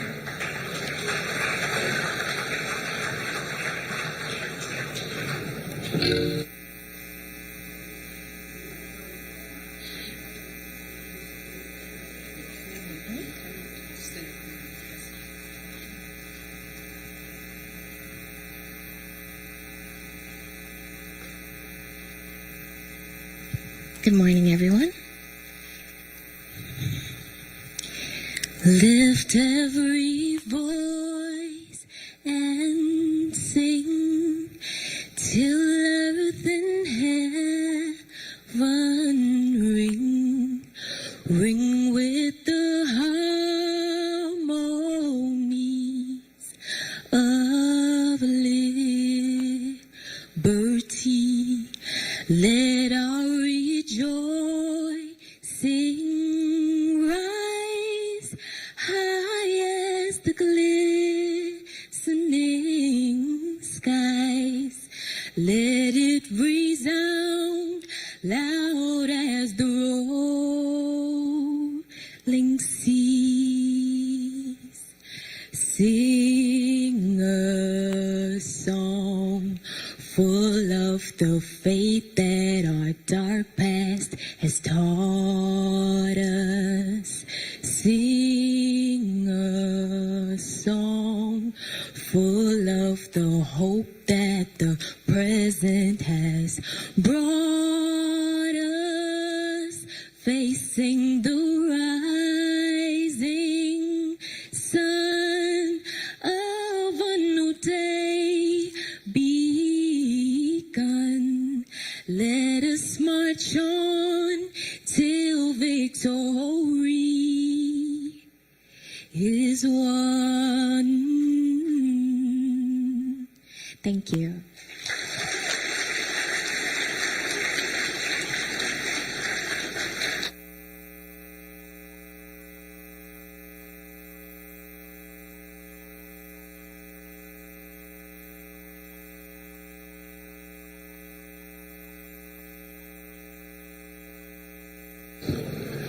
Thank you, Shania.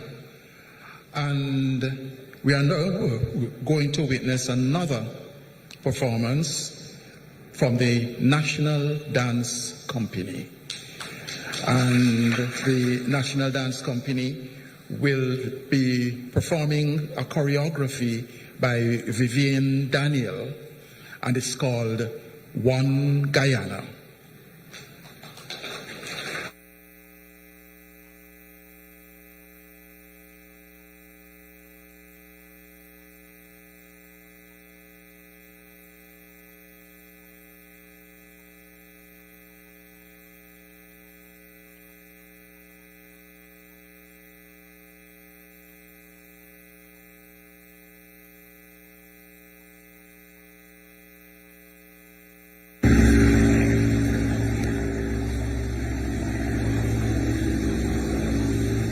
Mazakura Nago, Morovia, Komano, Fiji,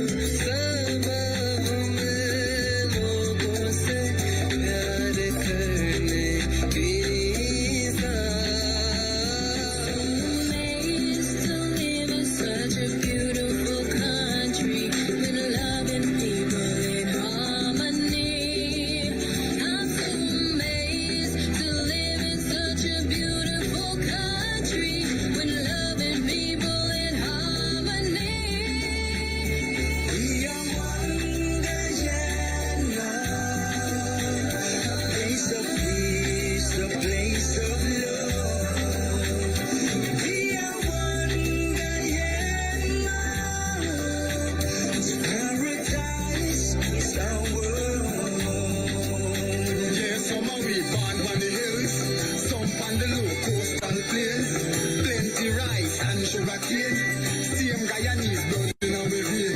So make me burn out the hatred time we raise it. Can't make that destroy. 6 race I share the same space in this 83,000 square miles. We are one Guyana, a place of peace, a place of love. We are one Guyana, it's paradise, it's our world. Brother is a brother, no matter which religion is you. Could have Buddhist, Christian, Muslim, Hindu. Sister is a sister, real and true. One people to culture brew. And all we together could really make this dream come true. Of a brighter Guyana for me and you. Ocean to mountains, say this tune. Take it to you. We are one Guyana. Place of peace, a place of love. We are one Guyana. It's paradise, our world. runs deep like a beautiful rivers for Guyana. Let me stand as one mighty like Mount Tirana for Guyana. For Guyana, our life would be beautiful, just like Guyana. She's blessed us with her own, just gotta embrace her. Say, one and alone can't have lots of lots. Put her hands together, give her a standing ovation. This great nation, the gem of this world.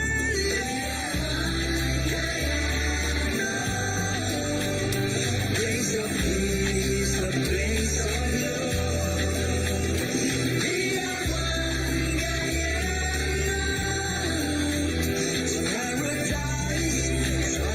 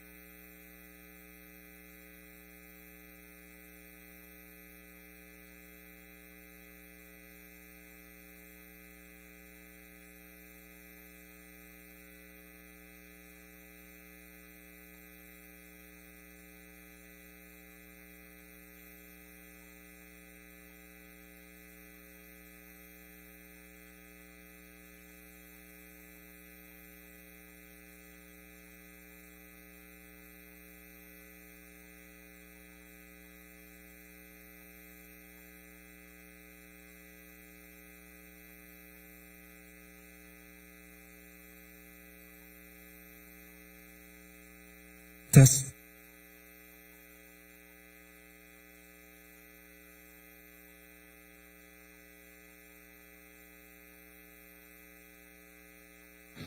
Ladies and gentlemen, the exquisite artistry of the National Dance Company with a choreography by Vivian Daniel.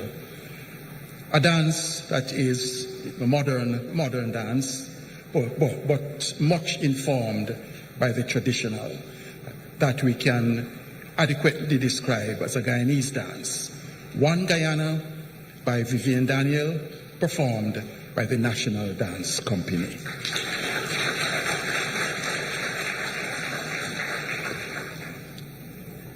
The opening ceremony for this conference now brings us to an extremely significant moment, because the speaker who is about to address us must have recognized the importance of this conference, so that after the inauguration in Barbados last year, he found it sufficiently important for Guyana to host a second conference of the African Caribbean Trade and Investment Forum in 2023. He is a gentleman who has of late been making waves internationally on behalf of Guyana and the Caribbean as a voice for this part of the world, and as a voice underlining the geopolitical importance of Guyana and the Caribbean in the world.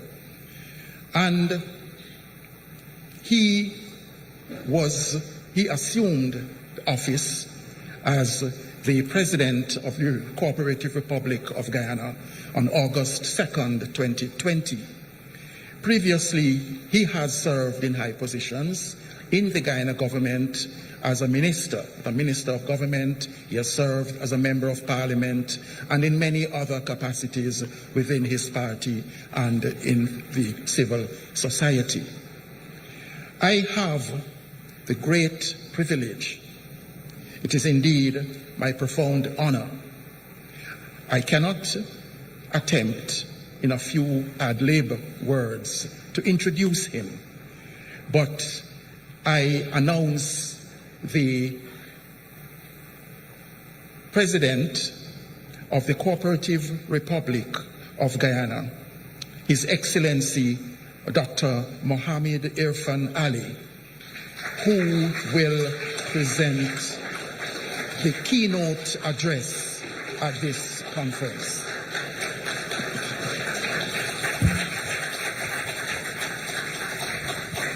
Thank you. Thank you very much. Thank you very much, very kindly. Please, you're very kind.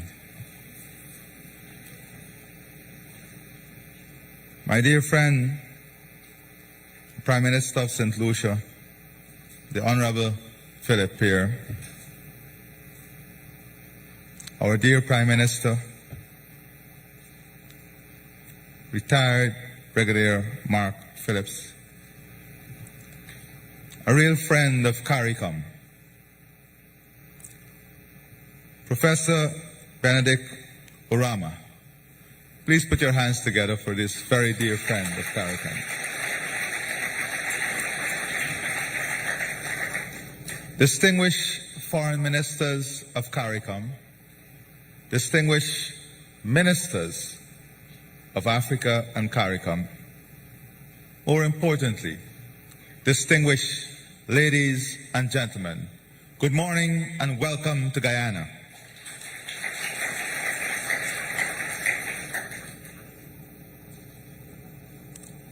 Today, the world is faced with many challenges. We in CARICOM are not divorced from those challenges. For a matter of fact, those challenges comes at an accelerated pace to us. And we have the choice to bow before the challenge or confront those challenges and win amongst it. The AfriCaribbean Bank offers that branch to help us to confront these challenges and win against them. I have had the opportunity to work with Professor Orama and his team, and I can tell you about the diligence that they apply to their work. In Bahamas, they spent almost 48 hours of continuous meetings. I must say we occupy a significant portion of your time. And last night, on his arrival, he and his team worked with my Minister of Finance and his team almost throughout the morning, and as I was coming in, negotiations were still taking place. And he was of mention about possibility of signing bridge financing to support our massive infrastructure transformation of $500 million United States dollars.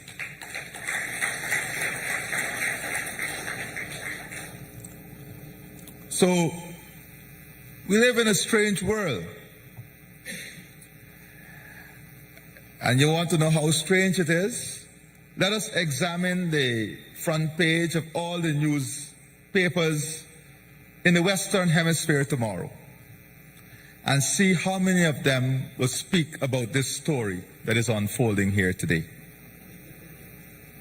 And let us explore the front pages of those very news outlets in the Western Hemisphere and see how much would present Africa and CARICOM in a negative light.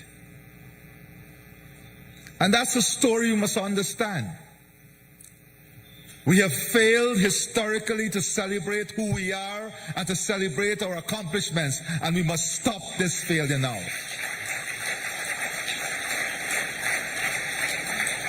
We have the ability and we have presented solutions to many global problems. We have not owned those solutions. And this platform is one such avenue through which we can own our problems and find the solutions for our problems among ourselves.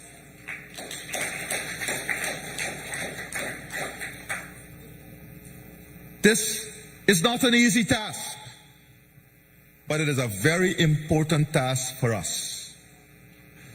Otherwise, our solutions will continue to be clouded with the implications of other challenges. I give the example recently at a forum at the African Business Magazine, which I'm very grateful and honored to have been presented with an award,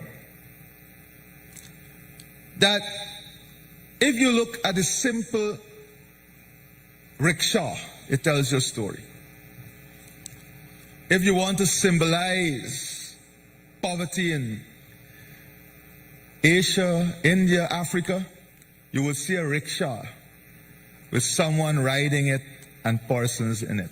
That's a picture that is used to symbolize poverty. The same rickshaw is used in Manhattan to symbolize affluence and tourism and a culturally rich society.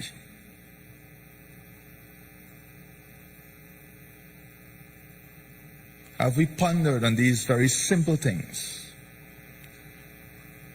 of similar nature, but which are used to characterize us differently?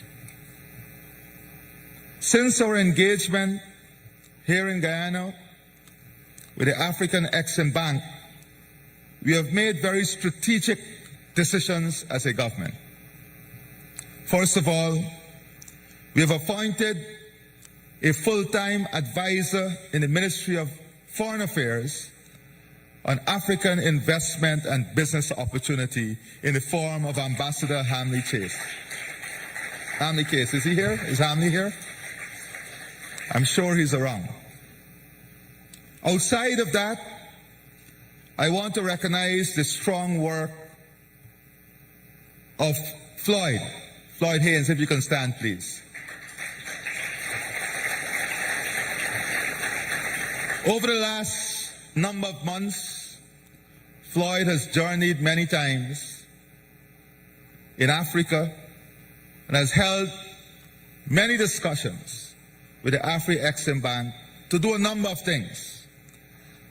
Just like the government, they're in the final stages of negotiating a $15 million facility to support local businesses, SMEs, here in Guyana. His bank is also working with the Exim Bank. I'm advised in support of one of the first local group, all women, who would have won one of the oil blocks here in Guyana. I don't know if they're here, but they should stand and we should recognize them. Where are these women? Are they here? Please, please.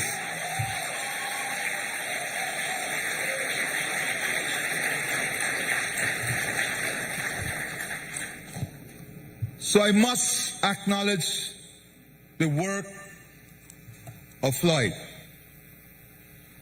Outside of that, Professor Urama and I would have been discussing, and he has advised that he would like to see this finalized before the end of the conference. We have talked a lot about the payment gap for the suppliers of services to the main oil companies, the time frame that it takes. And that caused a lot of hardship on the cash flow for local suppliers.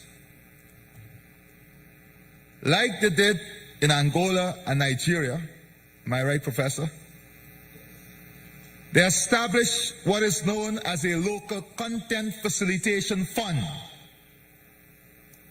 that helps local companies in the cash flow, similarly to what Floyd is trying to mobilize. And before the end of this conference, ladies and gentlemen, we will have agreements for the establishment of a local content facilitation fund here in Guyana. So we are making meaningful progress, very strategic alliance, very strong alliance, and showing confidence in the AfriExim Bank and what you have to offer for this region. My distinguished colleague, Prime Minister Philip Pierre, spoke about the important cultural, economic, and human ties between Africa and the CARICOM region. And that must not be taken lightly. For a matter of fact, that is the root of this relationship. That is the bedrock of this relationship. That is the main artery that will ensure this relationship is fueled with the blood that will keep it alive. But like the human artery itself, there can be times of blockage that can lead to a heart attack, detrimental to us. And that is what I want us to address. We must be honest enough to recognize that there has been a blockage. There has been a blockage in this artery, but importantly, we must recognize this morning that we have taken a collective decision to remove this blockage. We have identified the blockage and the challenges within this artery, and we are committing to removing this blockage. How are we going to do this? Do we have the capacity and the capability to do this? I start by giving you our own example here. We perhaps have one of the lowest debt to GDP ratio now globally at less than 24%. I said we have one of the lowest debt to GDP ratio, less than 24%. We inflict our own wounds. When one section of the world lecture us, we say, ooh, that is we. But when we have these examples to share, we stay silent and quiet on it. We are a land of 6 different people, united and free. And our vision, collectively as a people, is to build a prosperous and a rewarding future for all of Guyana. But let me hasten to add that our prosperity must lead to this region's prosperity.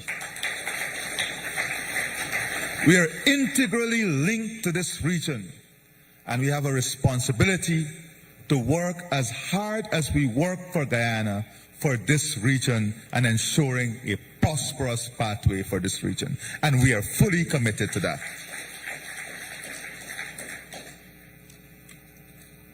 Today, I speak to CARICOM, the CARICOM private sector.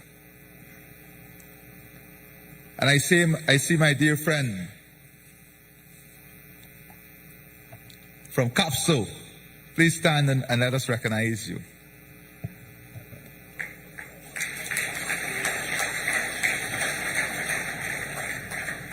Normally, the guns are aimed at the government. I want them to stand and see you carefully. Because I would view this, you can sit now, you can sit. I think they've had a good sight of the target.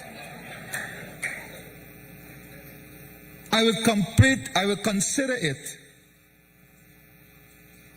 a severe missed opportunity by the regional private sector if they cannot form a consortium and use this opportunity that Exim Bank is offering to end our regional transport system failure.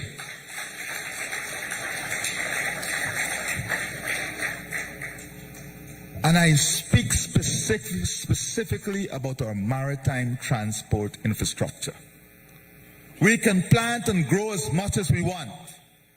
We can do agro-processing, manufacturing, industrial development.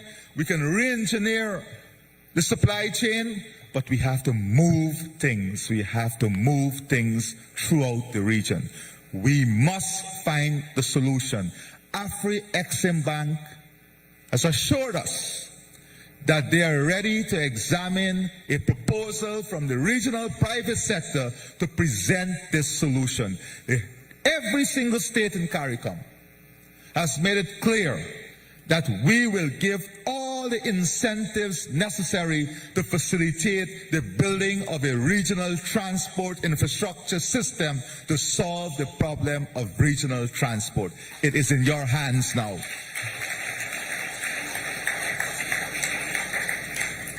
And we will champion it. We will champion it with Exim Bank. Form a consortium between the providers who are under the AfriExim Bank portfolio and the regional consortium. We are too small to think and act in silos. We have to learn to remove the imaginary barriers between ourselves and act in a collective, in consortium, bringing together our collective capital, our collective talent, our collective structure, so that we can make use of the larger scale opportunities that exist within the region. We can't tiptoe around this anymore. The private sector has failed us in this endeavor. This is a business opportunity, not a state opportunity. This is a business opportunity that governments in the region are ready to facilitate and support through the right incentive and fiscal system. We have made it very clear. You need now to be what you always demonstrate yourself to be. The engine of growth. The government are the facilitators of growth. So, before the end of this forum, I hope that the regional private sector, with their colleagues in the African Union and under the African Exim umbrella, would present to the Secretary General a path towards a consortium approach in resolving the regional transport problem. Unless there are interests that we want to protect. And I speak very frankly, you know that. Capstone knows that. Then let us, as heads of CARICOM, understand what those interests are. Because the days for talking and tiptoeing and massaging this issue and tapping the head is over. We have to brutally confront it and deal with it. Otherwise, successive generations of us will be viewed the same way. Come in, talk, and leave the problem and gone again. So, that's the first challenge. And let me say that the African Export-Import Bank has $30.1 billion asset base now. Has it grown? 35, you see? It has grown. Put your hands together for that. 35 billion, you see? I don't want anyone to fact check me after I'm fact checking myself as I go along. $35 billion asset portfolio. The financial services sector accounted for more than 50% of its loan portfolio. And the other sectors, 32.8%. Oil and gas. And many people, Professor Orama, when they hear about the African Exim Bank, right away in their head, all this money in some oil field or some investment in oil facilities. But oil and gas accounted for only 15.1%. What that tells you. Manufacturing accounted for 4.5%. Power generation accounted for 4.2%. Construction, 3.5%, around that. It tells you that the bank has an interest in a diversified portfolio of opportunities.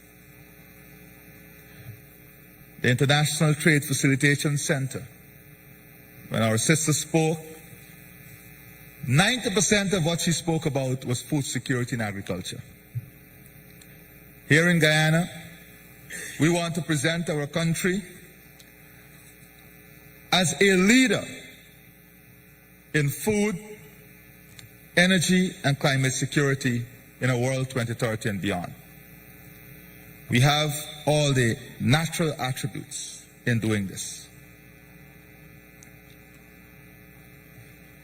If you look at the investment opportunities that exist within the region itself, in the context of the $1.5 billion already committed by the AfriExim Bank to support SMEs in the region. And I think before the end of this forum, once we come to a good understanding on the term sheet, Professor Orama, that may go up.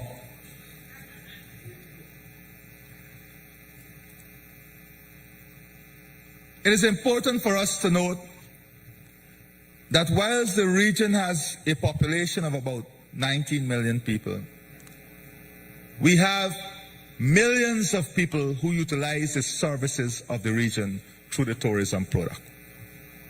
We also have hundreds of millions of people with whom we have preferential trade arrangements with as a body, CARICOM. And all of this presents unique opportunity for investment here in the region. If you look at markets that are in close proximity to us, the North American market, close to 440 million persons. The South American market, more than 380 million plus persons. That is more than 800 million possible consumers, with distinct advantages that we have. For example, in aquaculture, in the seafood industry, with technology and innovation and industrialization, we can be a unique platform through which we target this very high value market among the consumers I described. The South-South trade potential is estimated at $16 trillion US, with a population of 4 billion among 42 developing countries.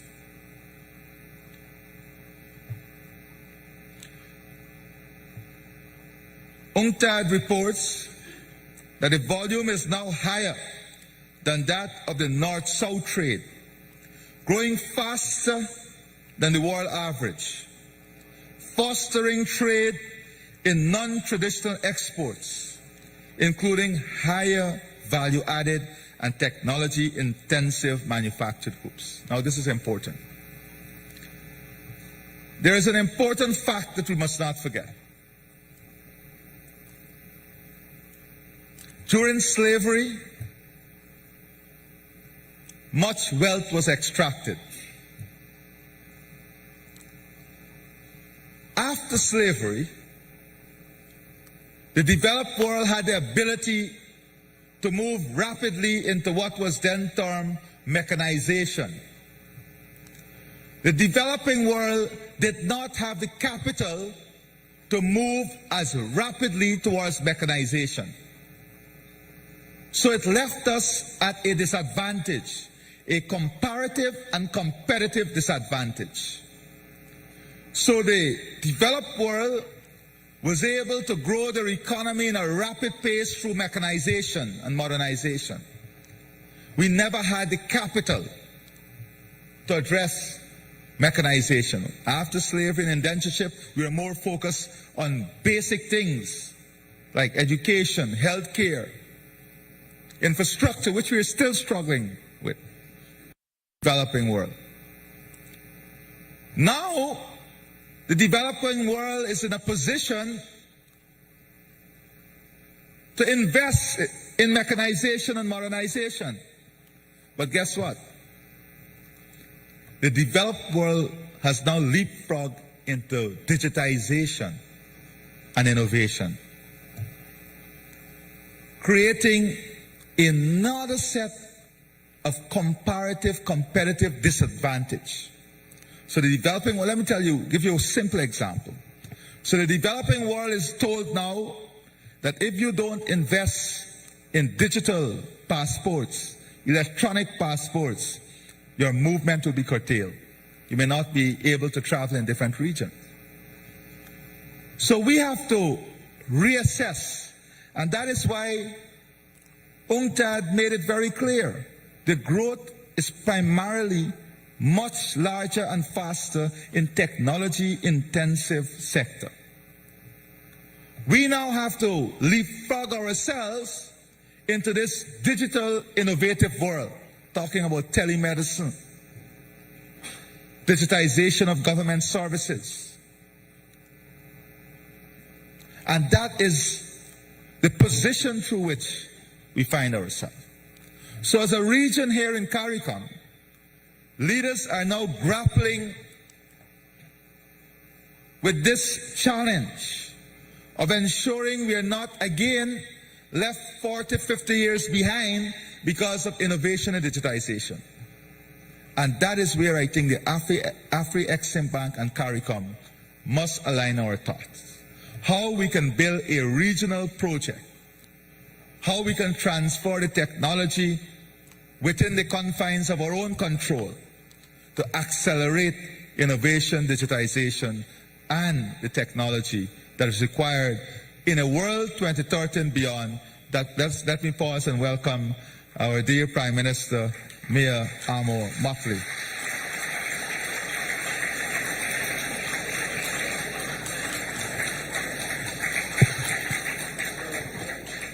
Those of you who know Prime Minister would know that I was supposed to have the biggest hug there, but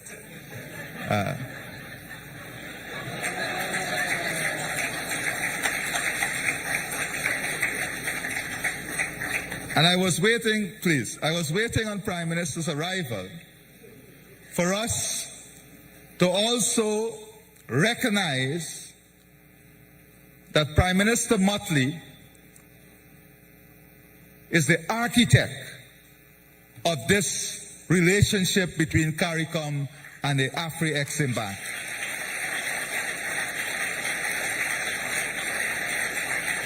She has led from the front. She has approached the challenge of mobilizing financing in a different from the traditional way. She made and spent a lot of time making the connection with Africa, renewing the bond, and allowing us this opportunity where we have the AfriExim Bank deploying $1.5 billion to this region.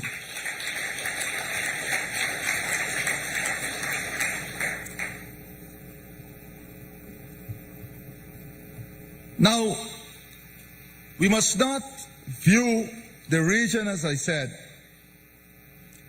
as only a supplier of goods and services for the regional needs. Mexico, Honduras, El Salvador, and many countries in Latin America requires much of which Africa and CARICOM can supply. We now have to strategically align our productive capacity, our production system with these markets. And for Africa, you have to see CARICOM as that link through which you can develop the capabilities and possibility here to access those markets. Very, very important. Outside of this, here in this region, we are faced with a difficulty in Latin America and the Caribbean, and this is where more opportunities reside. To meet the 2030 SDGs that we all committed to, there's a funding gap of $4.2 trillion US. We're talking about resources for mitigation and adaptation, but equally, we have this immediate challenge of meeting the SDGs by 2030, in which there's a funding gap in the region, Latin America and the Caribbean, of $4.2 trillion. The annual average gap for Africa and Latin America and the Caribbean was estimated at 1.6 trillion and 650 million. In Latin America and the Caribbean, the funding gap is significant according to a report by the IDB titled The Infrastructure Gap in Latin America and the Caribbean in order to achieve the SDGs by 2030. Countries in Latin America and the Caribbean would need investment to achieve SDG 6, which is to ensure access to water and sanitation for all. Not digitization and digital services. Basic water and sanitation for all in the region. There is a funding gap of $374 billion US. SDG 7, access to affordable, reliable, sustainable, and modern energy. This is basic needs in a modern world. Access, and this is not efficiency and reliability, this is access. Access to energy. There's a funding gap of US $577 billion. You go to SDG 9, resilient infrastructure to promote sustainable industrialization and foster innovation, more than $1 trillion. SDG 11, $222 billion in making cities inclusive, safe, resilient, and sustainable. Those are the funding gaps. That is the type of gap that exists within the region. And that tells you about the opportunity of partnering with the AfriExim Bank. My friends, today, as I said earlier,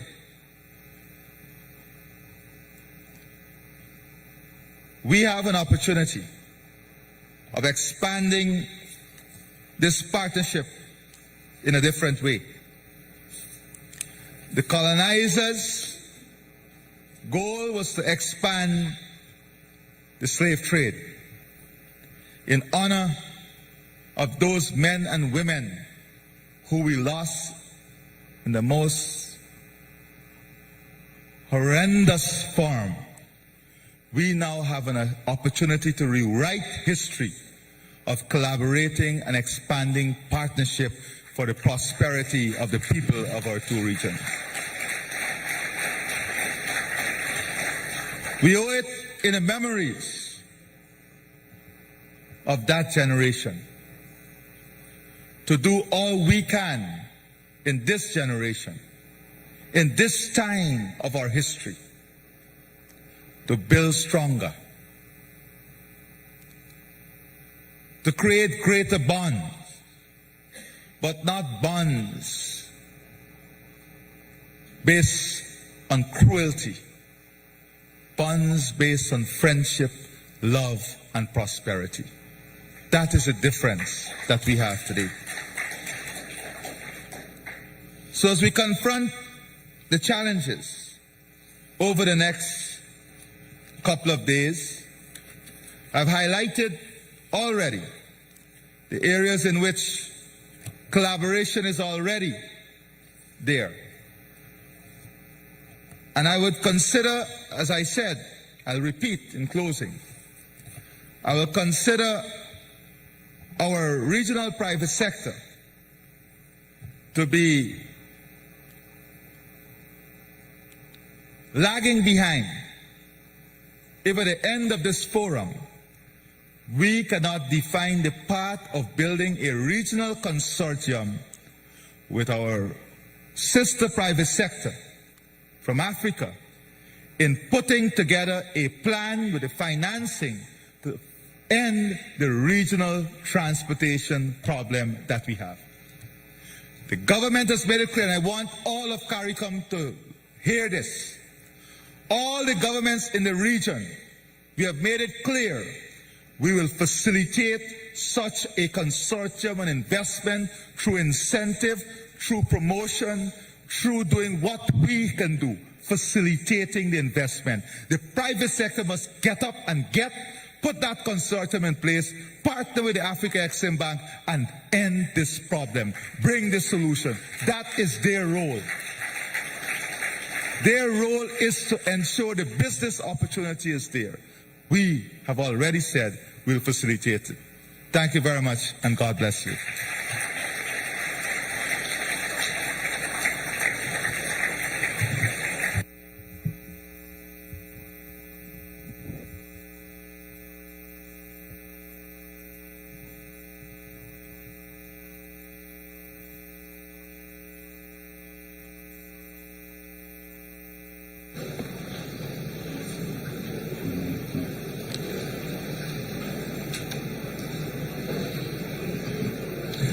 We are very grateful to His Excellency President Mohammed Irfan Ali for a keynote speech that stands as a very strong paper in the conference that we are opening. Once again, we find that the President has this alacrity to ensure that his presentation stands within the theme and the thesis of the conference. And so we are thankful for that presentation. The President also welcomed to the forum the Honorable Mia Mottley, Prime Minister of Barbados, and we would like to add our official appreciation to her for having come in to participate in this conference.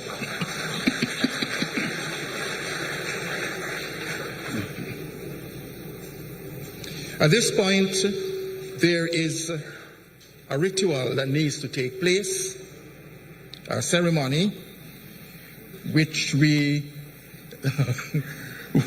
describe as deal signing.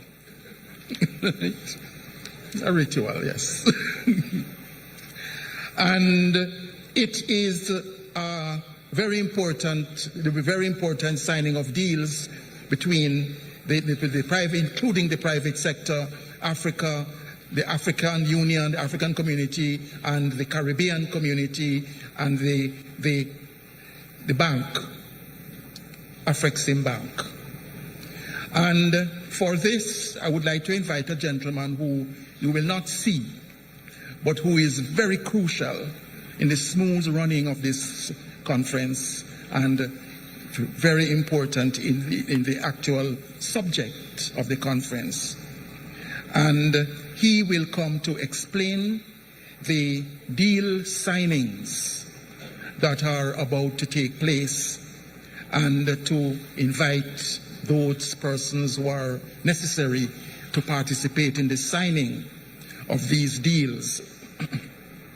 It is my privilege to invite a gentleman with whom I have had close collaboration over the past 24 hours, Mr. Yusuf Daya of the AfriCaribbean Bank. Yusuf Daya will explain all the necessary details of the deal signings. Yusuf.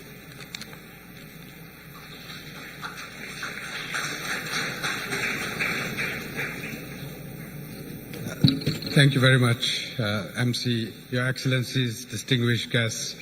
Let me thank all the speakers from this morning for what has truly been inspirational. I have the privilege and the honor of announcing a deal signing that shows some of the practical steps that are going towards creating that shared and prosperous future between Africa and the Caribbean regions. While the table is being set up, let me invite His Excellency Philip J. Pierre, Prime Minister of St. Lucia, and His Excellency Professor Benedict Orama, President and Chairman of the Board of Directors of AfriCaribbean Bank, to join us on the stage for the signing. We are signing a $6 million climate-linked sovereign term loan. This signing ceremony recognizes the signing of a facility agreement for a $6 million education rehabilitation climate-linked sovereign loan in favor of the Ministry of Finance, Economic Development and Youth Economy on behalf of the Government of St. Lucia. The proposed facility will help the Government of St. Lucia, who have recently signed and ratified the bank's partnership agreement, rebuild 25 schools that were damaged during the recent tropical storm Brat that hit the country during June 2023. Overall, the facility's significance lies in its potential to enhance financial resilience and promote economic growth in St. Lucia and ensure we have a shared and prosperous future. Thank you.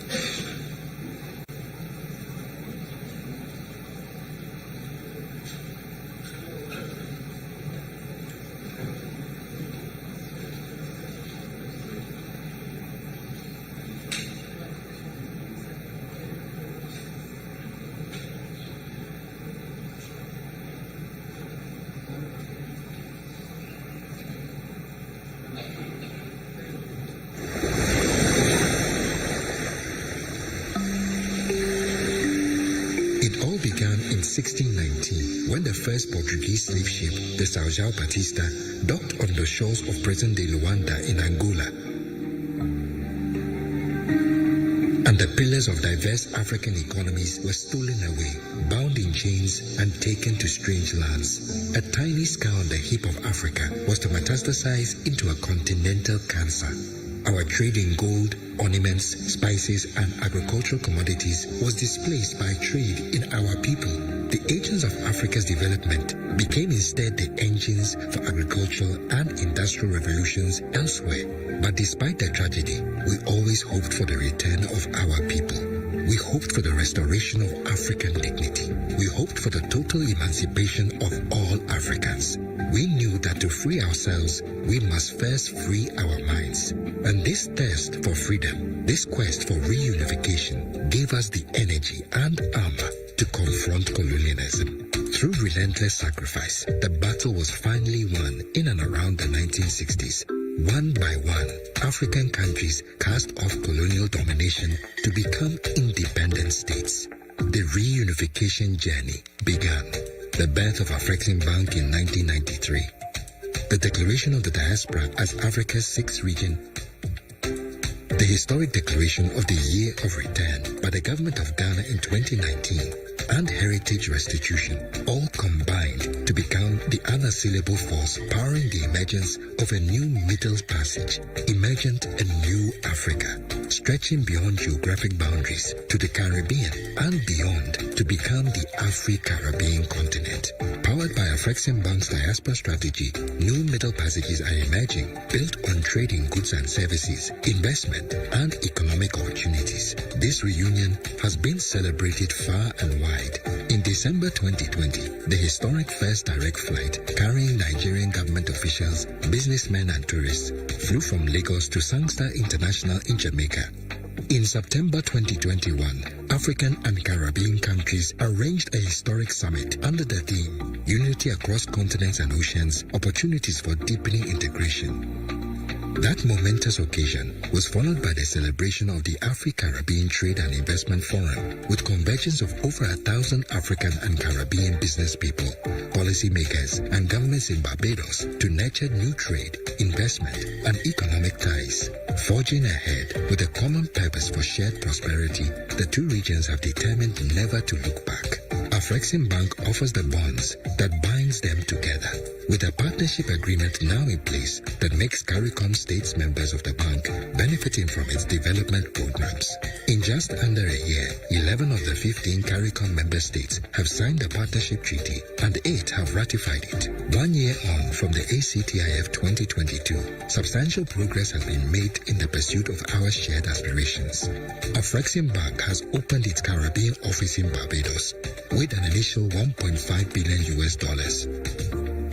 catalyzing new investments in trade, tourism, and industrial infrastructure in the region. Critical transactions have been approved or are at a final approval for support of tourism in Barbados and Grenada, climate adaptation interventions in St. Lucia, SME support and development in the Bahamas, and for renewable energy projects and trade finance in St. Kitts and Nevis. And in addition to tourism and renewable energy, AfriCaribbean's investment promotion drive has also attracted African investment interests in fisheries, ports, industrial parks, and financial institutions. A new Middle Passage has truly emerged, bustling with shared opportunities for growth and prosperity. In celebration and support of this, after 400 years of the arrival of the São João Batista, and in accord with the Osagefo Dr. Kwame Nkrumah, we say never again, forwards ever, backwards never.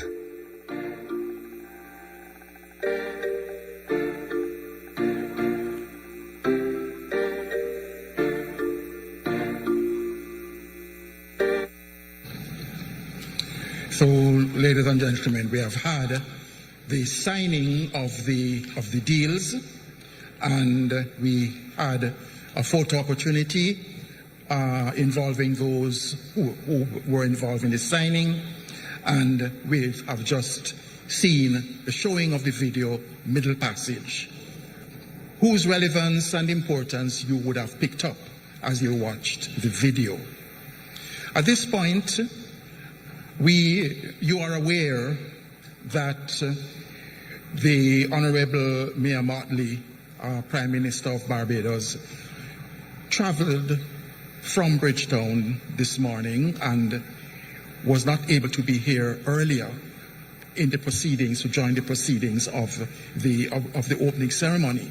Fortunately, she has arrived in time to join us in this opening ceremony, and we apologize profusely if we are breaching any protocol. I hope we are not, but we apologize for that. But we have great pleasure and indeed a profound honor to ask the Honorable Mia Mottley to address us at this point.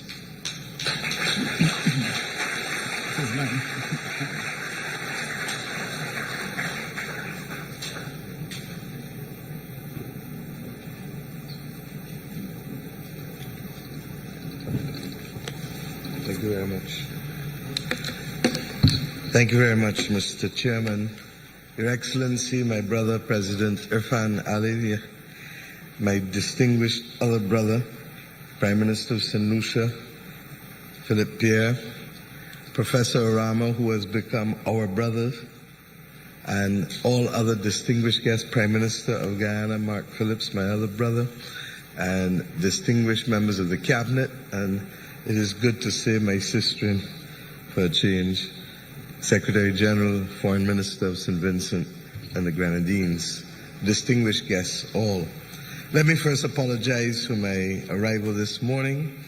I think that we all know that the person to whom I have first responsibility are the people who put me here, and therefore this weekend the Barbados Labour Party celebrated its 85th anniversary as a political party at its annual conference, which ran from Friday night until last night. But nevertheless, I could not miss this opportunity, because 1 year ago, in fact more like 13 months ago, we met in Bridgetown to be able to inaugurate the first Africa-Caribbean Trade and Investment Forum. And the speed with which we have seen this move is really testimony to the commitment that all of us have. But if I single out the leadership also of Professor Arama, you would excuse me, because his has been forceful, determined, and laser-like in ensuring that the centuries of the distance that we just saw in the last video can be bridged by the determination of leaders in the third decade of the 21st century, that the past cannot determine the future. I want to thank you, Professor Arama, because you and your team have not just talked the talk, but you have walked it every step of the way. And the progress that we have made in such a short space of time is nothing short of phenomenal.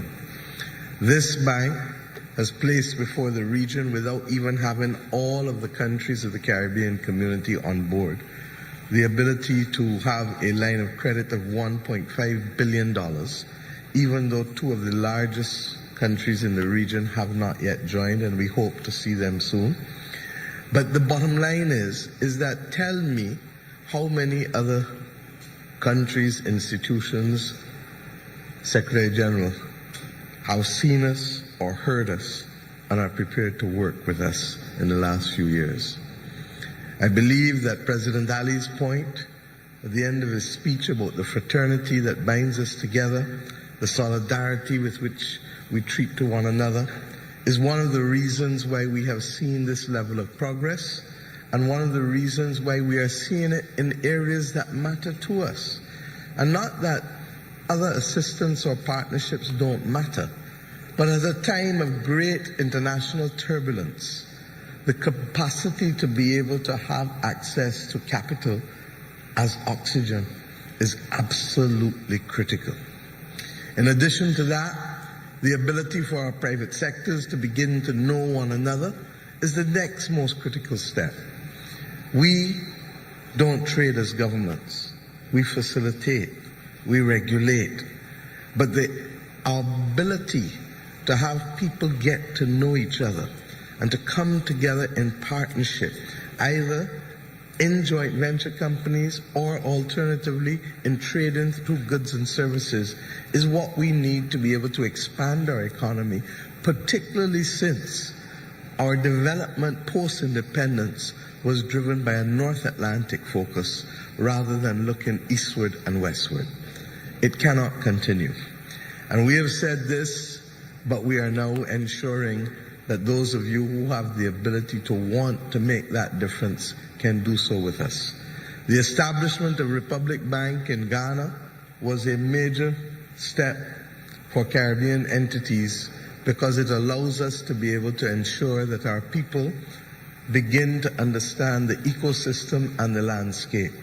We hope similarly to be able not just to have the Africa Exim Bank established here, but other commercial banks who will then, and investment banks, who can then make a huge difference to the level of economic activity in the Caribbean, but more importantly even, to give confidence to the players from Africa with whom they have already existing relationships, that this is an area where business can be facilitated, not just by governments, but by dealing with entities with whom you already have a relationship.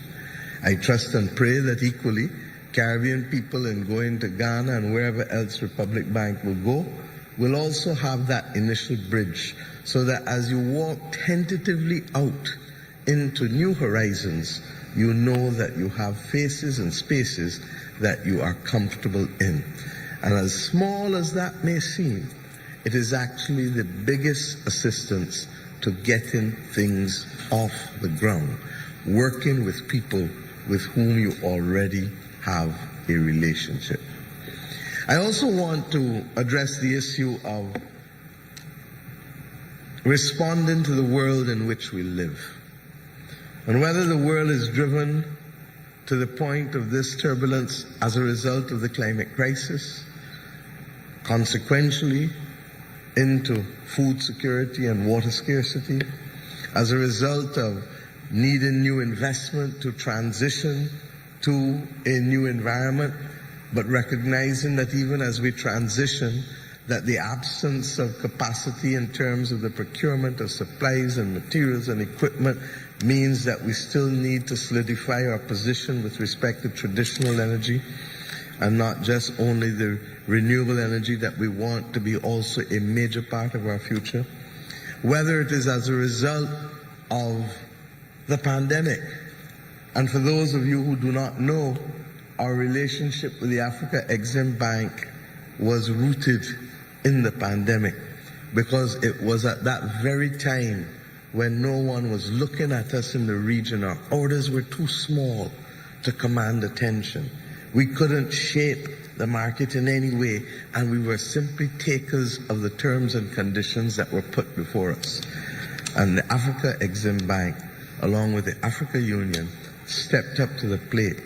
And through the Africa Medical Supplies platform, and I want to thank Strive Masiwa and the other heads of state at the time, who deep in 2020 said to us, "Fear not, we are prepared to allow the members of the Caribbean community to be able to access the therapeutics, the equipment, and the vaccines at prices that are appropriate as a result of the scale of the market in Africa, and secondly, in circumstances where funding could also be made available through the Africa Exim Bank."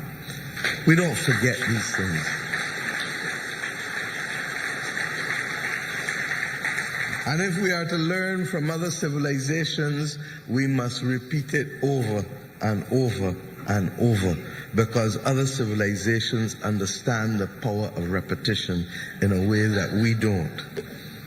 I say to you, therefore, that whether the global issues have been related to climate, or food security, or water security, or pandemic, or indeed now conflict, regrettably, then we have to be able to chart a way that allows for even deeper cooperation and solidarity.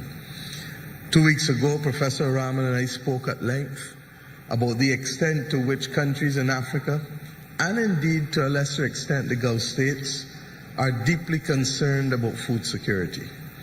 We make the point that countries within our region, Guyana, Suriname, Belize, and to a lesser extent the island states, have the capacity to be able to help meet that demand.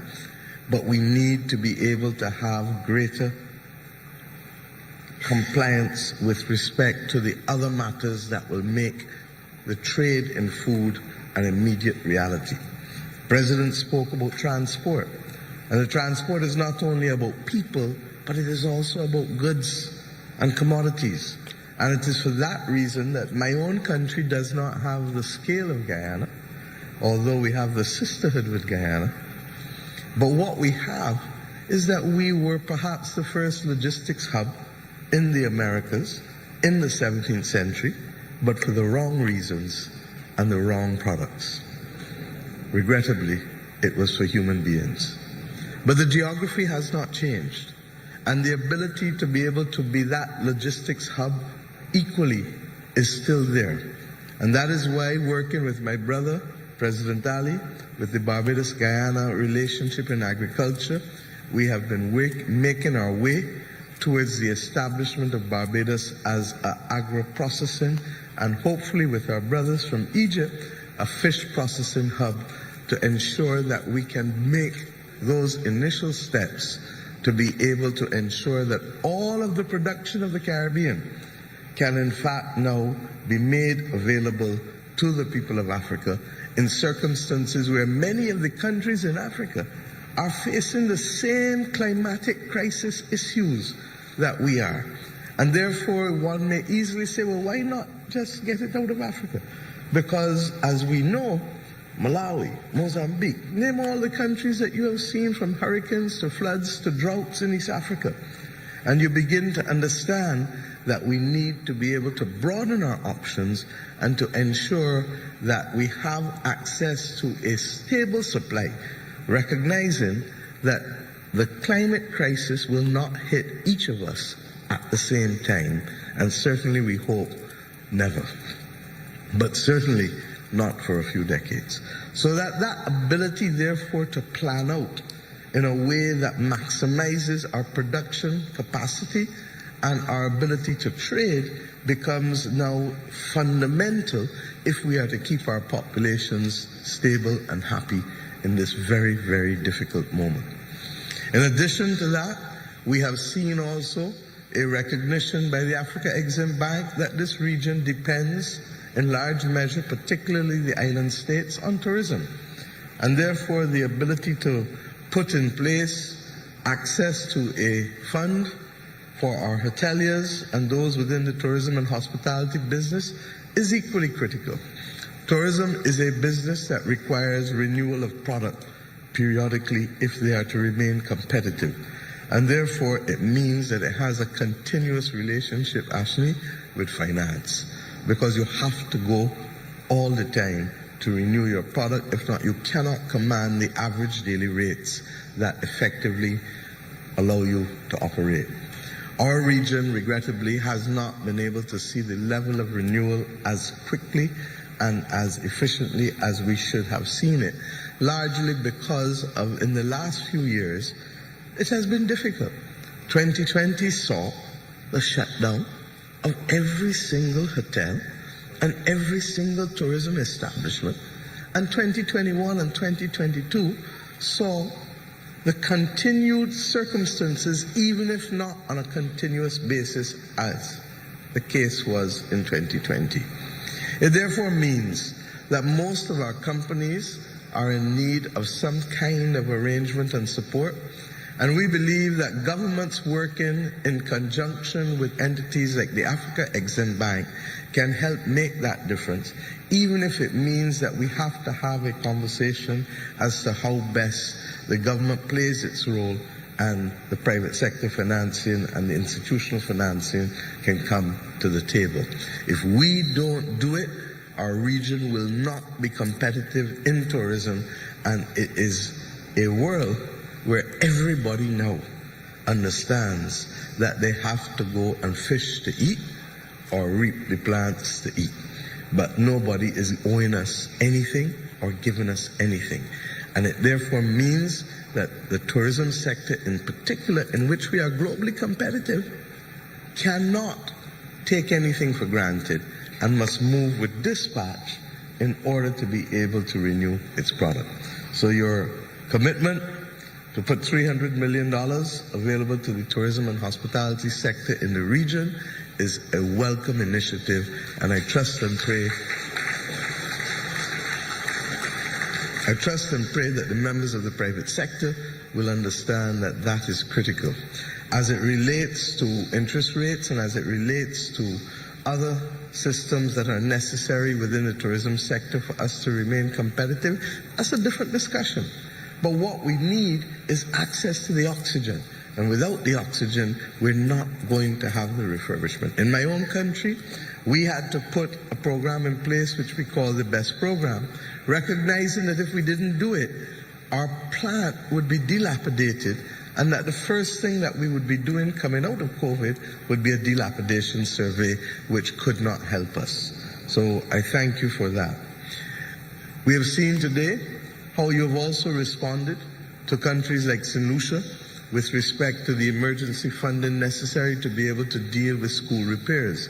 You know, when I speak about the climate crisis all the time, or when I speak about vulnerability, I try to remind the rest of the world that people don't understand that a country can go from an upward trajectory today to one where it is fighting to be able to provide basic access to food, to water, to housing, to schooling, and to health care overnight. And Philip, your experience in St. Lucia with Tropical Storm Brett, not even a hurricane, but a tropical storm, shows the extent to which this region is fragile and vulnerable as it relates to the climate. And it is not just the heart attacks of hurricanes. It is the chronic NCDs of drought that also make a major, major problem. But we run into the reality that it is a season of superlatives, that we run from the driest to the wettest. And that has been our own experience in Barbados this year, where the first 6 months of the year literally had an average that was 50% of the 30-year average in terms of rainfall. And now these last few months, we can't get a break from the water. The ground is saturated, and flooding is happening in areas that we would not normally anticipate flooding. All in this same year of our Lord 2023. I want to also thank you. I believe very shortly we will sign a loan to be able to refurbish our own, and I say so conscious that I'm in Georgetown, Kensington Oval, recognizing that as the third most iconic cricket ground globally, after Lord's and after the MCG, but with a quick one coming up behind us, that all jokes aside, that we need to be able to do some urgent refurbishment with Cricket World Cup coming to the region very shortly next year. In addition, however, we're not only borrowing to refurbish, we're borrowing also for the development of the game and the establishment of indoor facilities and other things that will help our cricketers be able to move to the next level. We cannot continue, and I know, Irfan, you feel the same way that I do, This region must give our cricketers the best available coaching and technology if they are truly to be able to resume their global positioning in cricket. The reality is that others have come and done that which we have not done. And then we complain. And then we wonder about what the fellas doing and why they ain't performing and why they ain't doing so.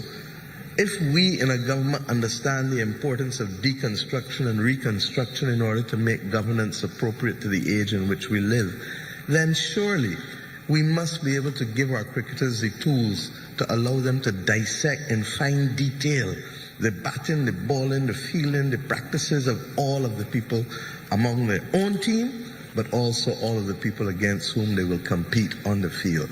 And I thank the Africa Exim Bank for agreeing to lend us the money. I believe it will be 25 million US at 7% over 7 years, and it is highly competitive and highly appropriate, and thank you.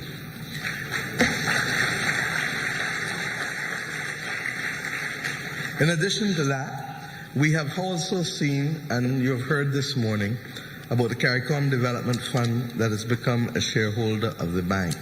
And Madam Secretary General, I think you know how I particularly feel about the CARICOM Development Fund. I believe that it is the glue that keeps the CARICOM single market and single economy together. And if there is one great regret that I have, is that it has taken us too long to be able to come up with a mechanism to allow us to be able to have Caribbean people also be able to participate in a financing mechanism through which the CARICOM Development Fund can play the critical role it must play under Chapter 7 of the revised Treaty of Chaguaramas.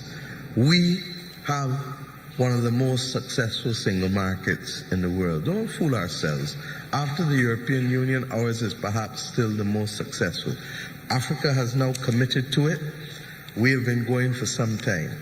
But one of the things that causes us difficulty was intended to be resolved by Chapter 7. And it is a genius of an idea for the crafters of the revised Treaty of Chaguaramas.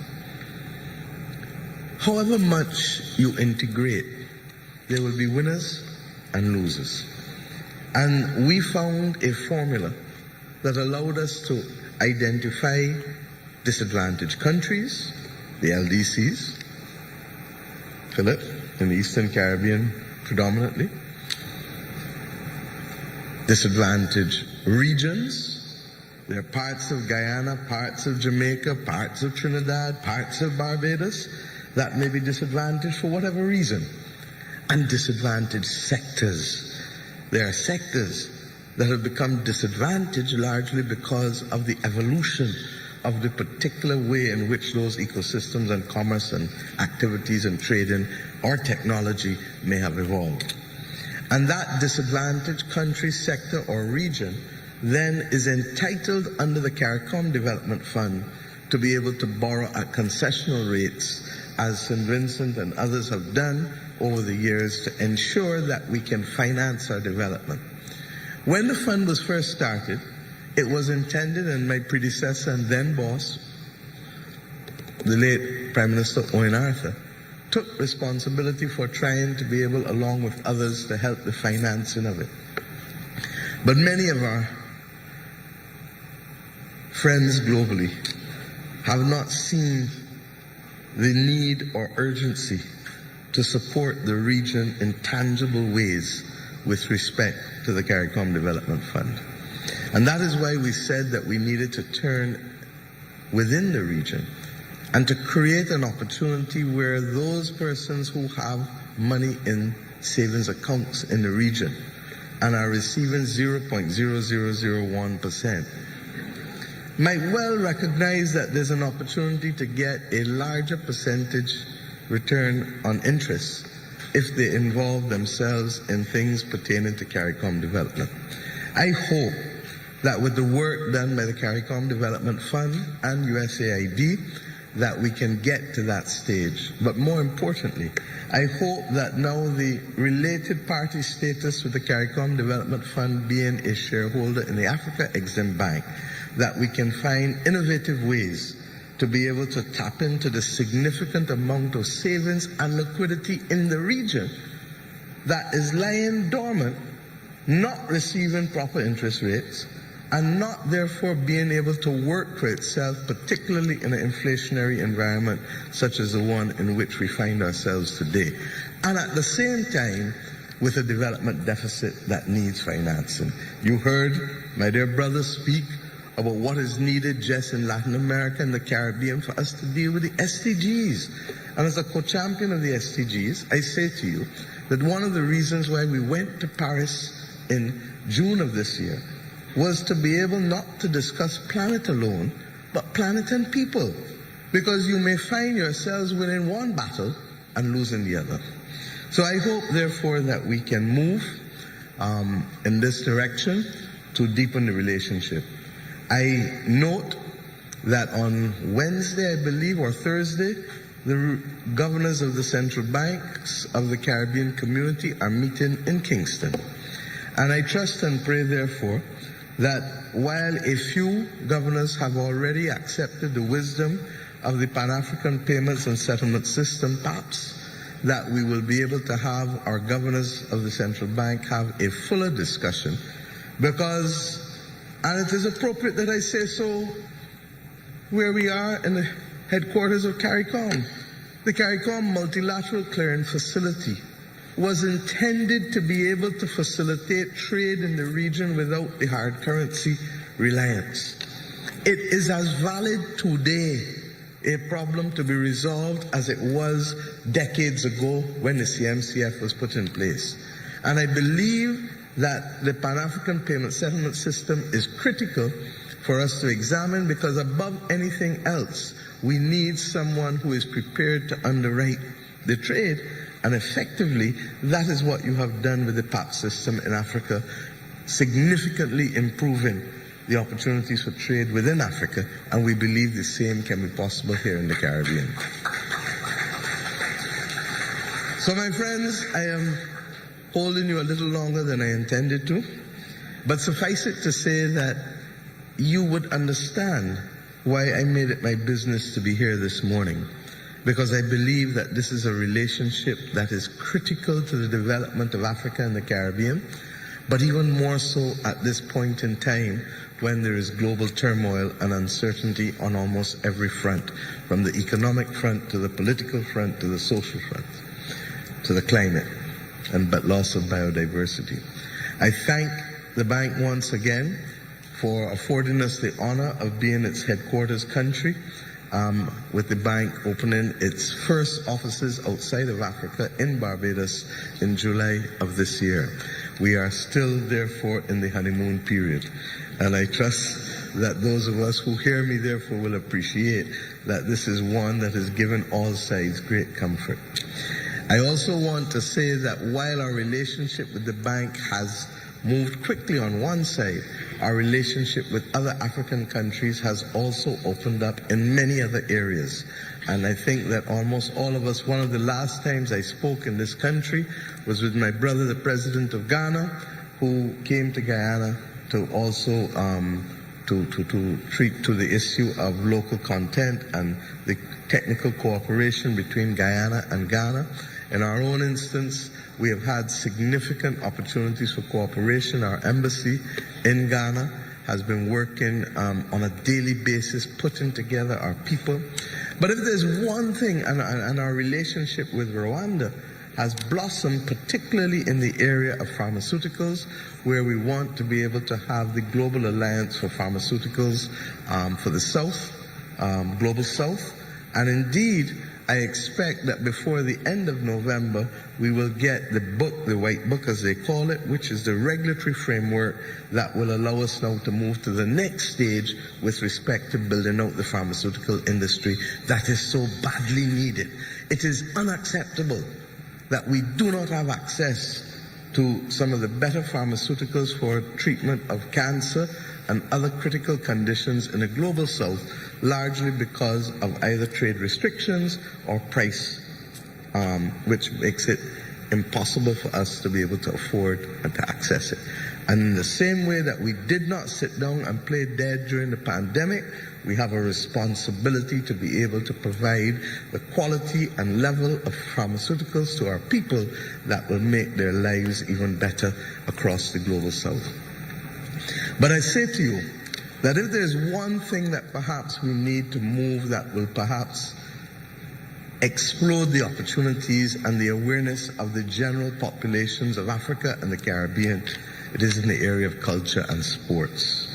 We must find a way for African football teams to play in the Caribbean and Caribbean football teams to play in Africa as a matter of urgency.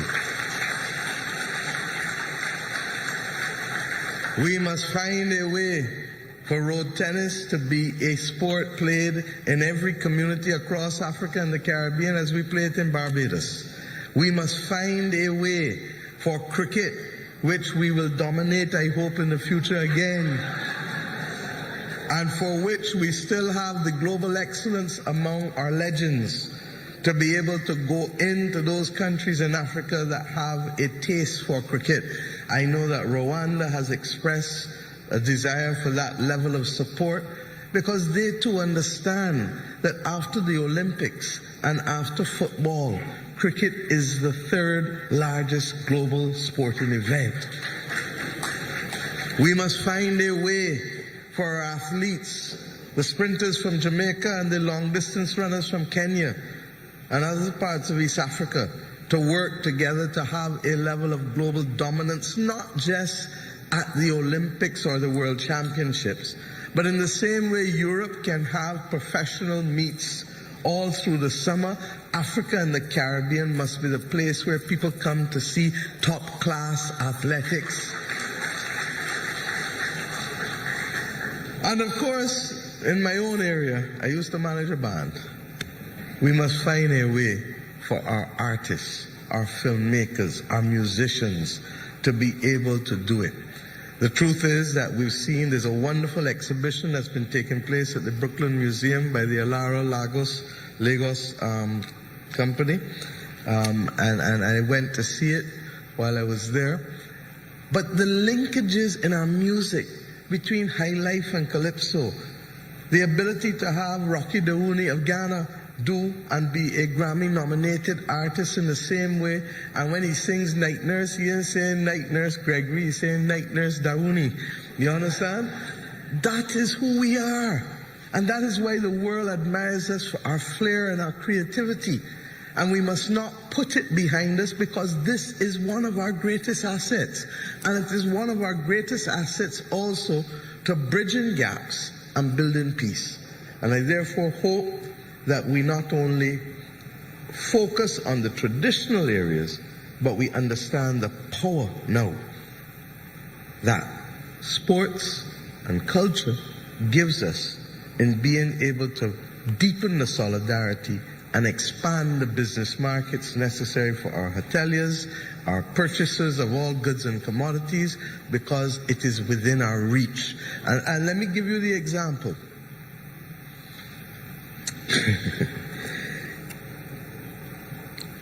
When we came the government 4 or 5 years ago, we all celebrate independence, but we started to do it in a perfunctory way, forgetting that when the British or the French or the Spanish or whoever were in charge, you had to come out and the little school children had to be given what? The flags, and they were given a little box juice and maybe a little set of biscuits, but they had to stand up in the sun and sing God Save the Queen or God Save the King. And we became independent, and we just let our people sit back there. I am saying to you that our ability to be able to inculcate in our own citizens that sense of identity and that sense of nationhood and that sense of patriotism is absolutely critical. And if we can do it, then it then becomes easier for us not to doubt ourselves as we seek to enter new frontiers, including those frontiers like Africa, like India, with whom we have historical and genealogical relationships. So, my friends, I want to thank us for this opportunity to be here. In particular, I want to thank the government of Guyana for rising to the occasion to become the host of the second African-Caribbean Trade and Investment Forum, recognizing that it is through trade that we will deepen those relationships. It is through trade that we will flourish and prosper and make a better life for our people. And recognizing that if we can trade with people with whom we have those historic genealogical relationships and move out of the North Atlantic prison that was foisted on us at independence, then I believe that we will give ourselves more options in this difficult world. I look forward to us cementing this relationship and hoping that this event, which has now been held in the second year consecutively, will have a host for the third, fourth, and fifth year. I also want to encourage those from the region who want to go to the main event in Cairo in a few weeks' time that is being held by the African Exim Bank for us to do so. We will not be able to get transformation without scale. And we can get scale not just in a region that has limited numbers, but in a continent of 1.4 billion in Africa, in a continent of India of another 1.4 billion, and we begin now to talk about almost 40% of the global population. It is within our reach. We come from them, and the only thing left for us to do is to make sure that all who are here recognize that our governments are supporting you. But as President Ali said, we need now individual companies and individuals to do the right thing and to step up, to trade, invest, and become one another's partners. Thank you.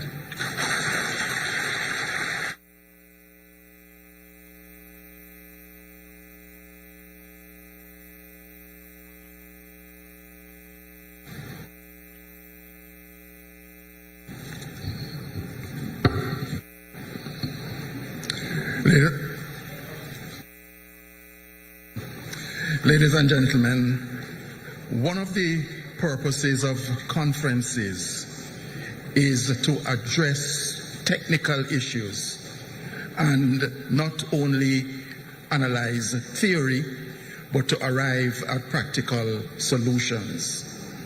Conferences are like that. This conference is promising to progress along that very path, particularly when we heard what the President of Guyana, the Prime Minister of St. Lucia, and the Prime Minister of Barbados had to say. We are very thankful to the Honorable Mia Motley for giving us directions directly related to the purpose of the conference and to the development in economic terms and through the ties between Africa and the Caribbean. As she was very specific on that, and where the Caribbean is concerned, also I found quite important the reminder about the application of the revised Treaty of Chaguaramas, which is the founding, on which the founding principles of CARICOM rest. And the revised treaty is extremely important, and to keep its principles working so that CARICOM will work. So we are thankful for those highlights, and also the power of the performing arts. I did allude to that earlier on. We could see the power of the performing arts in the dance. We could hear it in the music. We can see the symbolism, the color coding, and the traditions that when we see those on stage, we make links to what happens in real life, to what happens in cultural and economic terms. So that in this morning's opening ceremony, we had all of those things represented. And I particularly want to put a plug in for the performing arts. We have come to the end of the opening session of the AfriCaribbean Trade and Investment Forum 2023.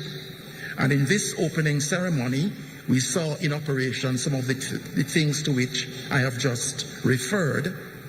And we come now to a point where we will bring this opening session to a close before you go into the actual panels that will deal with the specific issues.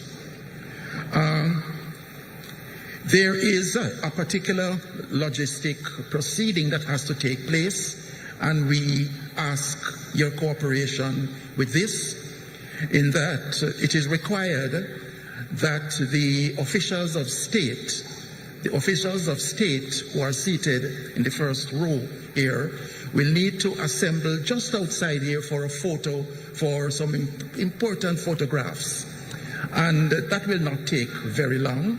While it is happening, we are asking the rest of you, ladies and gentlemen, to remain seated here before we move to the next stage of the conference.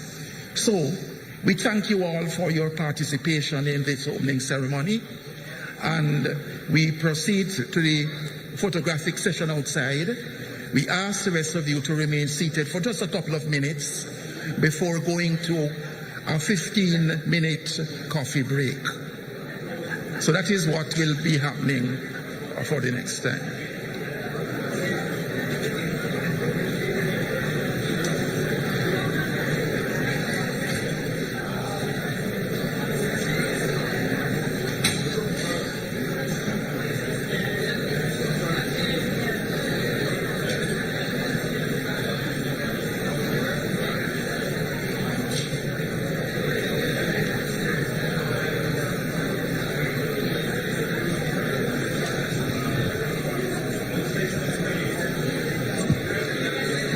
Good afternoon, everyone. Please remain in the ballroom while the delegates are doing their photo shoot outside. Please remain in the ballroom while the delegates have their photo shoot.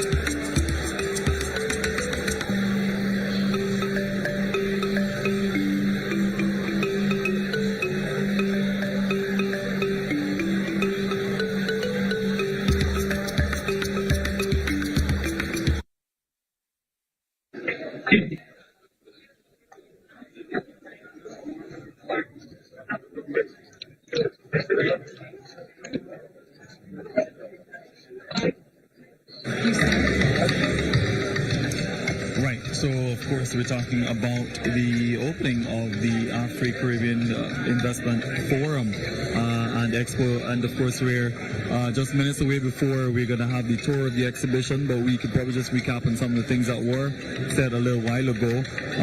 We had the Minister of Foreign Affairs who really spoke about the importance of eliminating barriers that exist in trade between the Caribbean and the African Union, and I think it's one of the things that we've been talking about a lot before we got on air.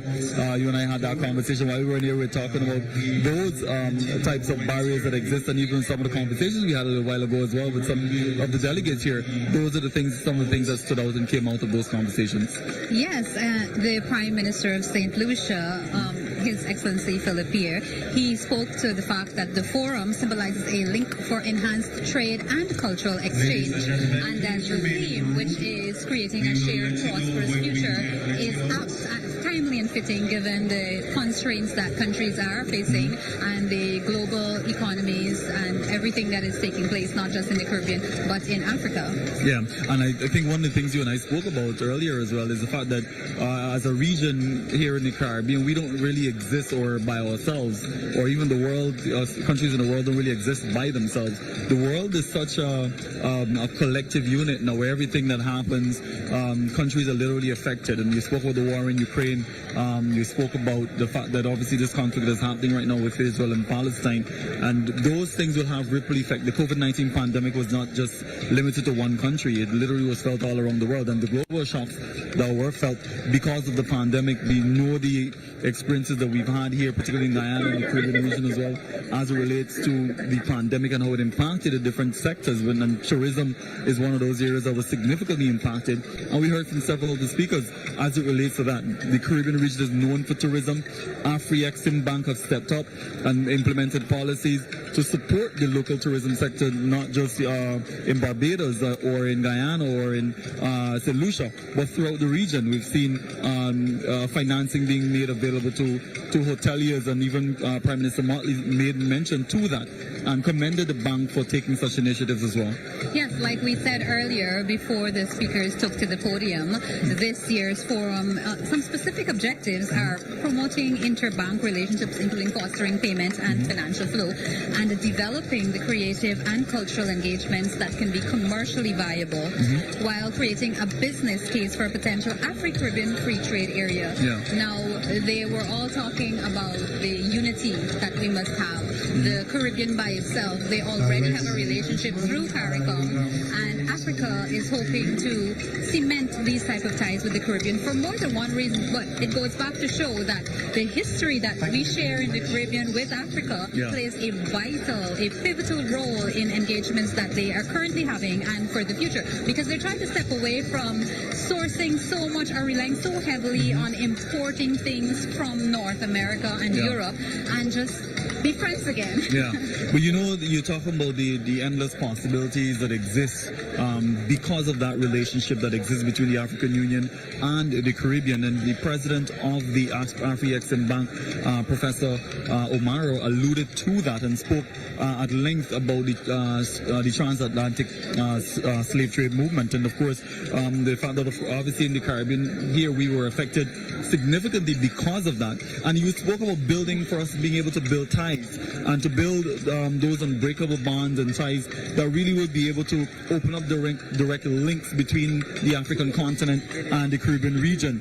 And he spoke a lot about the tourism industry, like I mentioned, but one of the things he mentioned as well is that we should be able to collaborate in other areas as well, like healthcare. And I know there are financing available in different sectors, because President Ali alluded to the fact that the bank is not just one-dimensional. It offers financing in a diversity of areas that businesses in the private sector here in Guyana and throughout the Caribbean should be able to capitalize on those opportunities because of that diversity.